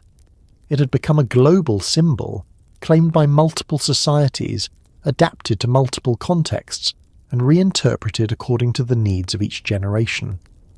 The next stage of the story would be the emergence of modern institutional Rosicrucianism, most notably the ancient mystical order Rosicrucis, Morc, which sought to present itself as the authentic heir of the Rosicrucian tradition in the modern world. The Hermetic Order of the Golden Dawn, founded in London in the late 1880s, represents one of the most influential and enduring expressions of the Rosicrucian current in modern Western esotericism. While the Golden Dawn drew upon a wide range of traditions, Hermeticism, Kabbalah, astrology, geomancy, tarot, Enochian angelic magic, and Egyptian symbolism, it placed Rosicrucianism at the very heart of its system. Its founders understood that the Rosy Cross was not only a potent emblem but also a bridge linking the older traditions of 17th and 18th century Rosicrucianism with the new occult revival of the 19th century. The Golden Dawn both inherited and reinvented Rosicrucianism, embedding it in a ritual framework that would shape the trajectory of modern occultism for generations to come. The origins of the Golden Dawn lay in the complex world of Freemasonry and paramasonic societies. In 1887, 3 English Freemasons, William Wynne Westcott, Samuel Liddell MacGregor Mathers, and William Robert Woodman, founded the Hermetic Order of the Golden Dawn. They claimed to have received authority from mysterious secret chiefs, higher adepts who communicated through cipher manuscripts allegedly discovered in Germany. Whether these manuscripts were genuine or fabricated remains a matter of debate, but they provided the foundation for a comprehensive initiatory system that combined ceremonial magic with Rosicrucian symbolism. From the outset, the Golden Dawn positioned itself as a Rosicrucian order, presenting its inner order as the RR et Arc, the Rose Rubeae et Ore Crucis, or the Order of the Ruby Rose and Golden Cross. The structure of the Golden Dawn reflected this Rosicrucian emphasis. The outer order consisted of grades based on the Tree of Life from Kabbalah, progressing from neophyte through Zelator, Theoricus, Practicus, and Philosophus. These grades provided instruction in Hermetic philosophy, astrology, divination, and ritual practice. Beyond this outer order lay the inner order, explicitly Rosicrucian in character. Admission to the inner order was considered a rebirth, an initiation into the mysteries of the Rosy Cross. The rituals of the RR et AC dramatized the death and resurrection of the initiate, the reconciliation of opposites, and the attainment of spiritual illumination. Here, Rosicrucianism provided the symbolic climax of the Golden Dawn system, the synthesis in which all other elements, Kabbalistic, Hermetic, magical, found their unity. The symbolism of the Rosy Cross was elaborated in great detail within the Golden Dawn. Members of the inner order constructed and meditated upon the Rose Cross Layman, a symbolic device worn on the breast that integrated a multitude of correspondences. The cross itself was divided into coloured segments representing the elements, planets, and zodiac signs, while the rose at its centre contained 22 petals corresponding to the letters of the Hebrew alphabet and the paths of the Tree of Life. This complex synthesis reflected the Golden Dawn's encyclopedic approach to symbolism.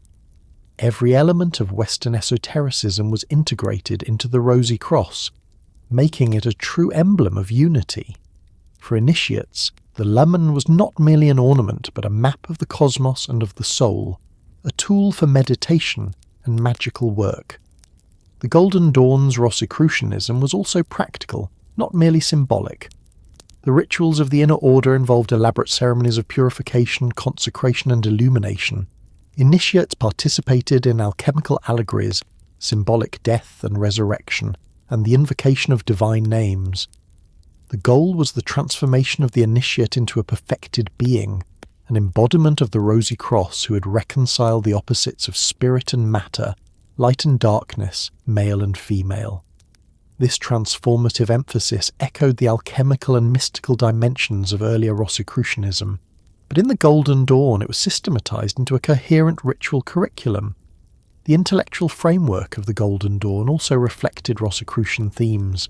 The order proclaimed that all true religions and philosophies were fragments of a single perennial wisdom, preserved and transmitted by hidden adepts through the ages.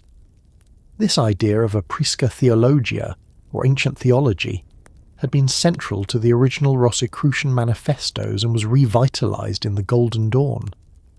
Members were taught that the Rosicrucians were not merely a historical fraternity, but part of an invisible college of adepts who guided humanity's spiritual evolution.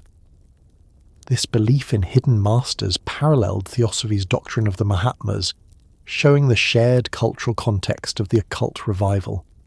The influence of the Golden Dawn extended far beyond its immediate membership. Though the order itself fractured in the early 20th century due to disputes between its leaders, its teachings and rituals spread widely. Many of the most influential figures in modern occultism passed through the Golden Dawn or its successor groups. Arthur Edward Waite, a member of the order, went on to publish extensively on Rosicrucianism, Freemasonry and mysticism, shaping English language understandings of these traditions. Aleister Crowley, another member, transformed elements of the Golden Dawn system into his own religion of Thelema, while retaining the Rosicrucian emphasis on initiation, symbolism, and transformation. Dion Fortune, Israel Regardie, and many others carried forward Golden Dawn teachings into the 20th century, ensuring their enduring influence. The Rosicrucian current within the Golden Dawn also influenced broader culture. The order's emphasis on symbolism, ritual, and transformation resonated with artists, poets, and writers associated with the fin de siècle and early modernist movements. W.B. Yeats, the Irish poet and Nobel laureate, was a member of the Golden Dawn, and his poetry reflects Rosicrucian themes of hidden wisdom, symbolic transformation, and mystical union. The integration of Rosicrucianism into literature and art helped to spread its influence beyond the confines of esoteric societies, embedding it in the broader cultural imagination. It is important to note that the Golden Dawn did not merely preserve Rosicrucianism, but transformed it. The 17th century manifestos had proclaimed universal reformation in the language of allegory and myth. The 18th century Golden Rosicrucians had institutionalized it within Masonic frameworks. The Golden Dawn reinterpreted it in the language of ceremonial magic, Kabbalah, and modern occultism. Yet in each case the core themes remained: secrecy, fraternity, transformation, and the reconciliation of opposites through the symbol of the Rosy Cross. This adaptability explains the enduring vitality of Rosicrucianism, its ability to survive and thrive across centuries and contexts. By the early 20th century, the Golden Dawn had established Rosicrucianism as a central pillar of modern Western esotericism. Its rituals, symbols, and teachings would influence not only occult societies, but also popular culture, art, and spirituality. At the same time, other movements were emerging that sought to institutionalize Rosicrucianism in new ways, presenting themselves as direct heirs of the Brotherhood and offering structured teachings to a global audience. Chief among these was AMURC, the ancient mystical order Rosicrucis, which would become the most prominent modern Rosicrucian organization. The transition from the Golden Dawn's magical Rosicrucianism to Amorce's mystical Rosicrucianism marks the next stage in the history of the Rosy Cross. The 20th century marked yet another transformation in the history of Rosicrucianism. What had begun as anonymous manifestos in early 17th century Germany passed into the hands of esoteric circles in the 17th and 18th centuries, institutionalized itself through the Golden Rosicrucians and Masonic structures, and been reborn in the occult revival of the 19th century, now entered a new phase of development, the rise of modern, global, and highly organized Rosicrucian institutions. Chief among these was the ancient mystical order Rosicrucis, AMORC, founded in the United States in 1915, which presented itself as the legitimate inheritor of the Rosicrucian tradition and became the most visible Rosicrucian organization of the modern era. Unlike the secretive lodges of earlier centuries, AMORC offered a structured, systematic and international program of Rosicrucian study, adapting the myth of the Rosy Cross to the spiritual and cultural needs of the 20th century. AMORC's origins are bound to the figure of Harvey Spencer Lewis, an American mystic, author and artist. Lewis claimed that he had been initiated into the Rosicrucian tradition during a trip to Toulouse, France in 1909, where he was said to have received authorization from existing Rosicrucian authorities to establish the order in America. Upon returning to the United States, he spent several years preparing the groundwork before officially launching AMORC in 1915, headquartered in New York and later moving to San Jose, California. Lewis's narrative of initiation linked AMORC to a supposed continuous Rosicrucian lineage stretching back to the original fraternity of Christian Rosenkreuz, thereby providing legitimacy in a milieu where claims of authenticity were always contested. From the beginning, AMORC was distinctive in its approach. Whereas earlier Rosicrucian groups were small, exclusive and often shrouded in secrecy, AMORC adopted a more modern, open and systematic model. It presented itself as a mystical school, offering structured lessons called monographs that could be studied at home through correspondence. These monographs covered a wide range of subjects: meditation, visualization, breathing techniques, metaphysics, natural law, psychic development, healing, alchemy, interpreted symbolically, and mystical philosophy. The program was organized into degrees, echoing the initiatory structure of older orders, but adapted to a modern educational format. This correspondence system allowed AMORCs to reach thousands of members worldwide, making Rosicrucianism accessible to those who might never have encountered it in the lodge-based societies of earlier centuries. AMORC also embraced public visibility in a way that set it apart from earlier Rosicrucian movements. Under Lewis's leadership, the order established temples, published books and magazines, and engaged in public lectures and demonstrations. It adopted the title Imperator for its leader, emphasizing continuity with a supposed Rosicrucian lineage, but it also cultivated an image of scientific mysticism, presenting itself as compatible with modern science and psychology. This blending of mysticism with scientific language reflected the cultural climate of the early 20th century, when spiritual movements often sought to demonstrate their rationality and modernity. After Harvey Spencer Lewis's death in 1939, his son Ralph Maxwell Lewis succeeded him as Imperator, ensuring dynastic continuity of leadership. Under Ralph's guidance, AMORC expanded globally, establishing lodges and affiliated organizations across Europe, Latin America, Africa, Asia, and Oceania. By the mid-20th century, AMORC claimed to be the world's largest Rosicrucian order, with tens of thousands of members in multiple languages. Its headquarters in San Jose became the Rosicrucian Park, complete with a planetarium, a research library, and the Rosicrucian Egyptian Museum, reflecting the order's fascination with ancient wisdom traditions, particularly those of Egypt. The Egyptian dimension was not incidental. AMORC frequently emphasized its alleged lineage from Egyptian mystery schools, presenting itself as the modern heir to an ancient tradition of initiation stretching back to the pharaohs. Amorce's teachings reflected the eclectic synthesis characteristic of modern esotericism. While grounded in the symbolism of the Rosy Cross, its curriculum drew on Hermetic philosophy, mystical Christianity, Kabbalah, alchemy, Eastern meditation practices, and modern psychology. The order presented itself as non-sectarian, open to members of all religious backgrounds, yet it consistently framed its teachings in the language of Western mysticism. Its emphasis on personal experience, inner transformation, and practical exercises appealed to a 20th century audience seeking spiritual development outside the confines of traditional churches. One of A. Morse's most distinctive contributions was its attempt to adapt Rosicrucianism to the modern world. It framed its mission not in terms of apocalyptic reformation, as the 17th century manifestos had done, but in terms of personal development and global harmony. Its motto, "The greatest tolerance in the strictest independence," captured its ethos of combining individual freedom with universal fraternity.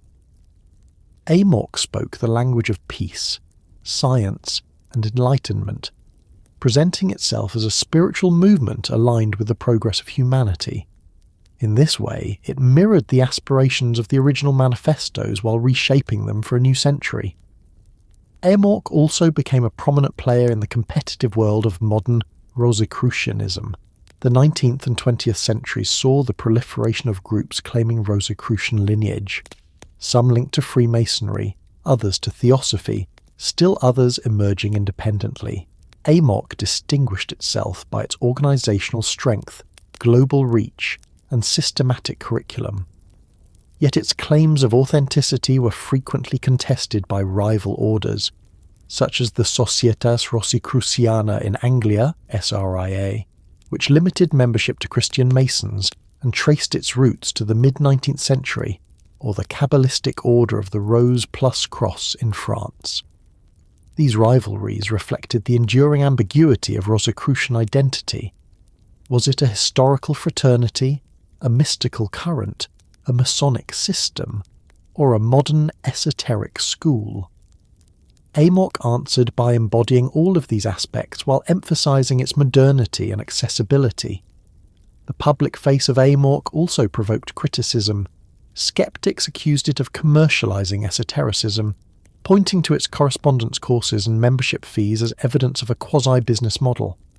Others questioned the historical accuracy of its claims, dismissing its alleged lineage to ancient Egypt as fanciful. Within academic circles, Amorc was often seen as a modern invention rather than a direct continuation of 17th century Rosicrucianism. Yet for its members, the order's value lay not in historical authenticity, but in the transformative power of its teachings. Amorc offered a path of spiritual practice, community, and symbolic identity, all centered on the Rosy Cross. By the late 20th century, Amorc had become synonymous with Rosicrucianism in the public imagination. For many outside the esoteric world, to hear of the Rosicrucians was to hear of Amorc. Its success lay in its ability to modernize the Rosicrucian myth without abandoning its core symbols. It preserved the secrecy of initiation while making the teachings widely available. It honored tradition while embracing science and psychology. It maintained the mystique of the Rosy Cross while presenting itself as rational and modern. In so doing, Amorc demonstrated once again the adaptability of Rosicrucianism, its capacity to survive by reshaping itself for each new age. From the establishment of Amorc, the Rosicrucian tradition entered the modern era with new strength and visibility. Yet Amorc was not the only form Rosicrucianism took in the 20th century. Other movements, both occult and mystical, claimed continuity with the Rosy Cross, each offering different interpretations of its meaning.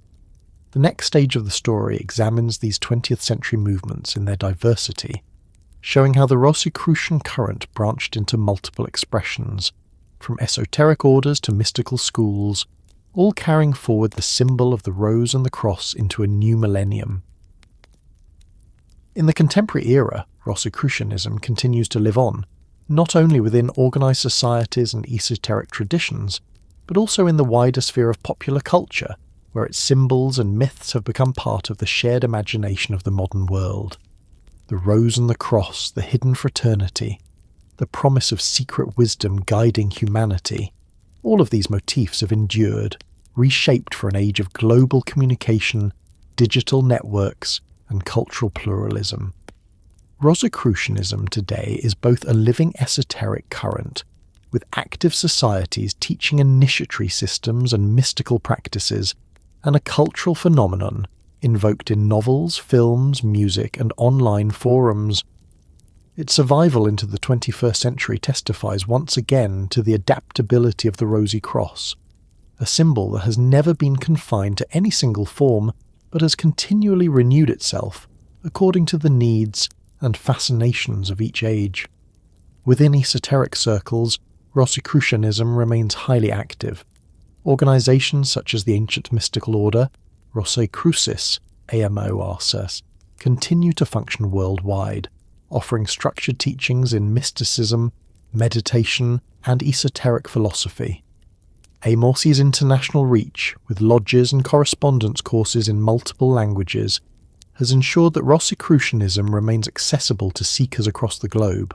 Other societies, such as the Societas Rosicruciana in Anglia, SRIA, and its international branches, preserve a more traditional Masonically affiliated form of Rosicrucianism.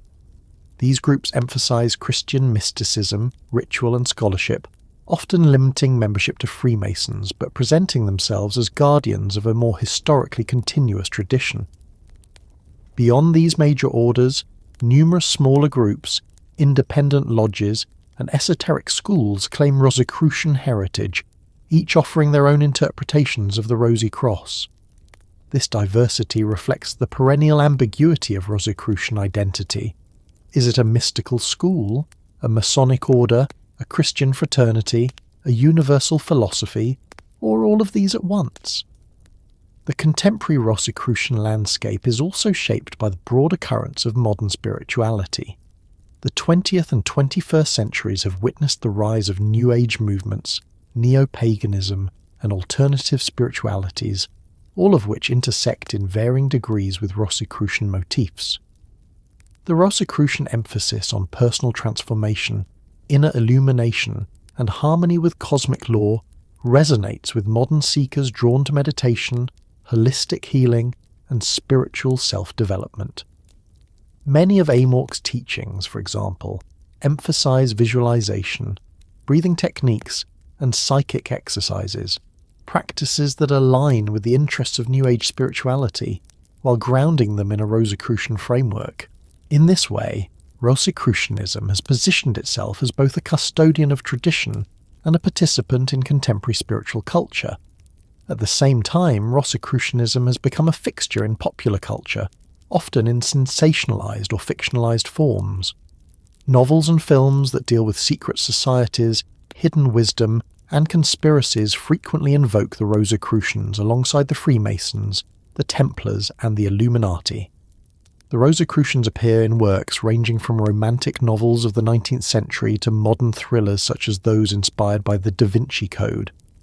In these contexts, the Rosicrucians are often portrayed as shadowy guardians of ancient secrets, hidden manipulators of history, or mystical adepts preserving truths too dangerous for the world at large. While these portrayals rarely reflect the actual teachings of Rosicrucian orders, they demonstrate the enduring fascination of the myth. The Rosy Cross, as a symbol of hidden wisdom and secret power, continues to capture the imagination of audiences in search of mystery and intrigue. The visual and symbolic dimensions of Rosicrucianism have also found new life in contemporary culture. The rose and the cross appear in art, music and design, often detached from their original esoteric context, but still carrying connotations of mystery and transformation. Musicians have referenced Rosicrucian themes in lyrics and album art, while visual artists draw on Rosicrucian imagery as part of the broader appropriation of occult symbols in popular aesthetics. The digital age has amplified this process. Online communities, social media groups and video platforms circulate Rosicrucian symbols and narratives, often blending them with conspiracy theories, speculative history, or eclectic spiritual practices. In this sense, Rosicrucianism participates in the larger phenomenon of the occult internet, where esoteric traditions are fragmented, reinterpreted, and globalized through digital culture. Academia, too, has played a role in shaping contemporary understandings of Rosicrucianism.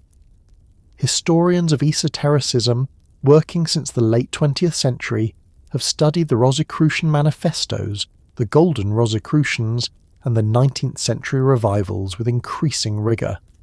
Scholars such as Francis Yates, Carlos Gilli, and others have shown how Rosicrucianism intersected with the history of science, philosophy, and religion, revealing it as a major cultural force rather than a marginal curiosity. This academic recognition has, in turn, influenced how Rosicrucianism is perceived by contemporary seekers, lending legitimacy to groups that claim to embody a tradition of real historical depth. The dialogue between scholarship and esoteric practice has enriched both sides, ensuring that Rosicrucianism remains not only a living spirituality, but also an object of serious historical study. In contemporary esotericism, Rosicrucianism continues to provide a framework for reconciling opposites: science and spirituality, Christianity and universalism, tradition and modernity. Its adaptability has been its greatest strength. The 17th century manifestos proclaimed a universal reformation. The 18th century lodges embodied it in ritual form. The 19th century revival linked it to art, magic, and mysticism. The 20th century institutionalized it through organizations like AMORC. In the 21st century, Rosicrucianism exists simultaneously as a structured order, a cultural myth, an academic subject, and an online fascination. Each form reflects the needs and interests of its context, yet all remain bound by the enduring symbol of the Rosy Cross. The presence of Rosicrucianism in contemporary popular culture ensures that it will not fade into obscurity. Even when distorted or fictionalized, the myth continues to capture imaginations, inviting people to ask whether hidden fraternities guide history, whether secret wisdom lies behind appearances, and whether transformation is possible for humanity. For those drawn to serious study and practice, Rosicrucian orders continue to offer structured teachings. For those fascinated by mystery and intrigue, the Rosicrucians provide a symbol of the unseen, and for scholars, the Rosicrucians remain a case study in how myth and history, secrecy and publicity can intertwine across centuries.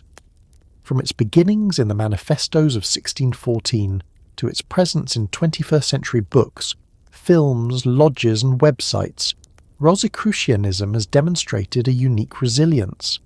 It is neither a single institution nor a fixed doctrine, but a living current, constantly reshaping itself while preserving its core symbols. In contemporary esotericism and popular culture alike, the Rosy Cross continues to unfold its petals, revealing new meanings for each generation of seekers, skeptics, and storytellers. The final step in the story, then, is to look beyond the present and consider the future of Rosicrucianism. Having survived 4 centuries of transformation, what role might it play in the years ahead? Will it remain a symbol of hidden wisdom in an age of transparency? Or will it adapt once more to the spiritual challenges of a rapidly changing world? To answer this, we turn to the question of the Rosicrucian legacy and its possible future. The story of the Rosicrucians, from its startling emergence in the early 17th century to its global presence in the 21st, is a narrative without a single ending. It is instead a continuous unfolding, much like the rose at the centre of its emblem. Each age has received the Rosy Cross differently, shaping it according to its fears, its hopes, and its spiritual needs. For some, it has been the sign of an invisible fraternity working quietly for the good of humanity. For others, it has been a puzzle, a literary hoax, or a conspiracy. For countless seekers, it has served as a symbol of inner transformation, an emblem of the eternal quest for wisdom. What makes the Rosy Cross enduring is precisely this adaptability. It refuses to be confined to one interpretation, one form, or one historical moment. From the moment the Fama Fraternitatis declared the discovery of Christian Rosenkreuz's tomb, the Rosicrucians have inhabited the borderlands between myth and reality. The ambiguity of their existence has been a source of fascination and frustration for centuries. Scholars have asked whether the Rosicrucians were ever a real brotherhood, or whether they were simply a literary creation of Johann Valentin Andrea and his circle. Esotericists have claimed unbroken lineages stretching back to ancient Egypt or early Christianity. Critics have dismissed them as frauds, while admirers have seen them as guardians of a perennial wisdom. The enduring mystery of the Rosy Cross lies in the fact that it resists final resolution. To attempt to pin it down as either purely real or purely imaginary is to miss the point. Its power has always resided in its capacity to inspire, to provoke, and to transform, regardless of historical certainty. The Rosy Cross has persisted because it speaks to perennial human concerns. The cross, symbol of suffering and redemption, reminds us of the necessity of sacrifice and transformation. The rose, symbol of beauty, secrecy, and unfolding, evokes the promise of hidden wisdom and the gradual revelation of truth.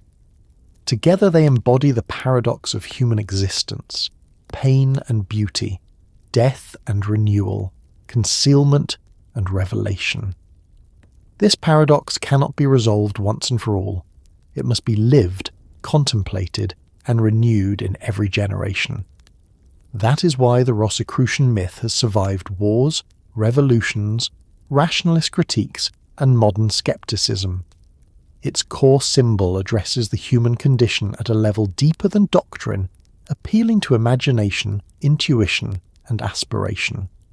Each era has projected its own anxieties and aspirations onto the Rosy Cross. In the 17th century, amid religious wars and apocalyptic fears, the manifestos proclaimed a universal reformation that promised to heal divisions and restore divine wisdom. In the 18th century, amid the rise of Freemasonry and Enlightenment rationalism, the Golden Rosicrucians presented themselves as custodians of Christian esotericism in a world of skepticism. In the 19th century, as industrial modernity advanced and materialism spread, Rosicrucianism was reborn through a cult revival, inspiring artists, mystics, and magicians. In the 20th century, organizations like AMORC presented Rosicrucianism as a modern, global spiritual school, harmonizing mysticism with science and psychology. In the 21st century, the Rosy Cross continues to flourish both in structured societies and in popular culture, appearing in novels, films, and digital communities as a symbol of mystery, conspiracy, and hidden truth. This continual reinvention is not a betrayal of the Rosicrucian spirit, but its essence. The original manifestos themselves were not fixed creeds, but open invitations, provocations, and allegories. They called for a reformation of the whole wide world, not through dogma but through transformation.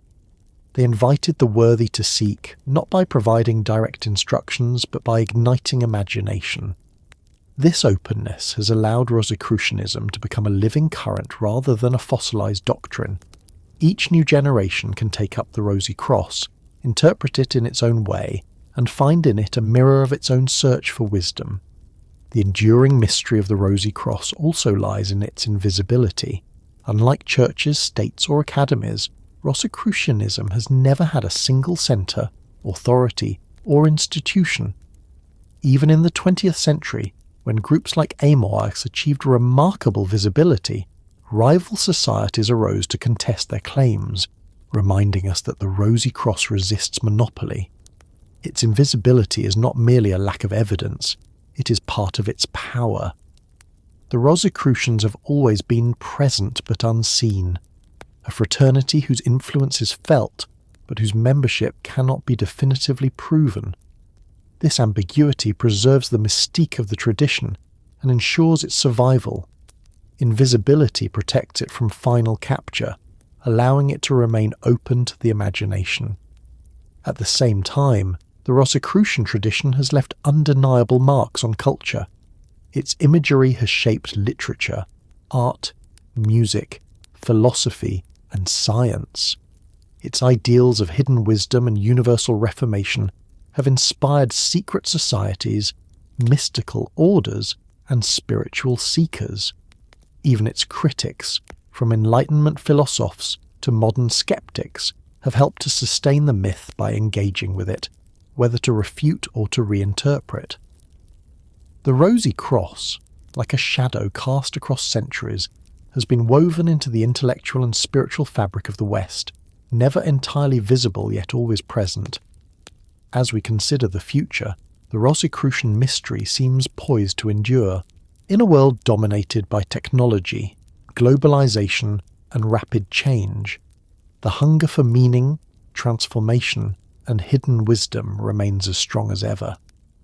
The Rosy Cross may be interpreted in new ways, perhaps as a symbol of reconciliation between science and spirituality, perhaps as a metaphor for ecological balance, perhaps as a personal path of inner renewal, but its essence will remain. It will continue to invite seekers to look beyond appearances, to contemplate the hidden, and to undergo transformation. The final paradox of the Rosicrucians is that their greatest reality lies in their myth. Whether or not there ever was a historical Christian Rosenkreuz, whether or not a secret fraternity has guided history from behind the scenes, the Rosicrucian tradition has had real effects. It has inspired societies, influenced science and philosophy, shaped culture, and guided individuals on their spiritual journeys. Its myth has become its truth. The Rosy Cross endures not because it can be proven, but because it continues to be lived, imagined, and embodied. Thus, the story of the Rosicrucians does not conclude with an answer to the question of who they really were. Instead, it concludes with the recognition that the Rosy Cross is a mystery meant to be contemplated rather than solved. It is a symbol of the human quest for wisdom, a reminder that truth is often hidden, and a call to transformation that each generation must answer anew. The rose continues to unfold its petals, and the cross continues to stand as the axis of transformation. Together they invite us into a mystery that 4 centuries on still has the power to fascinate, inspire, and transform.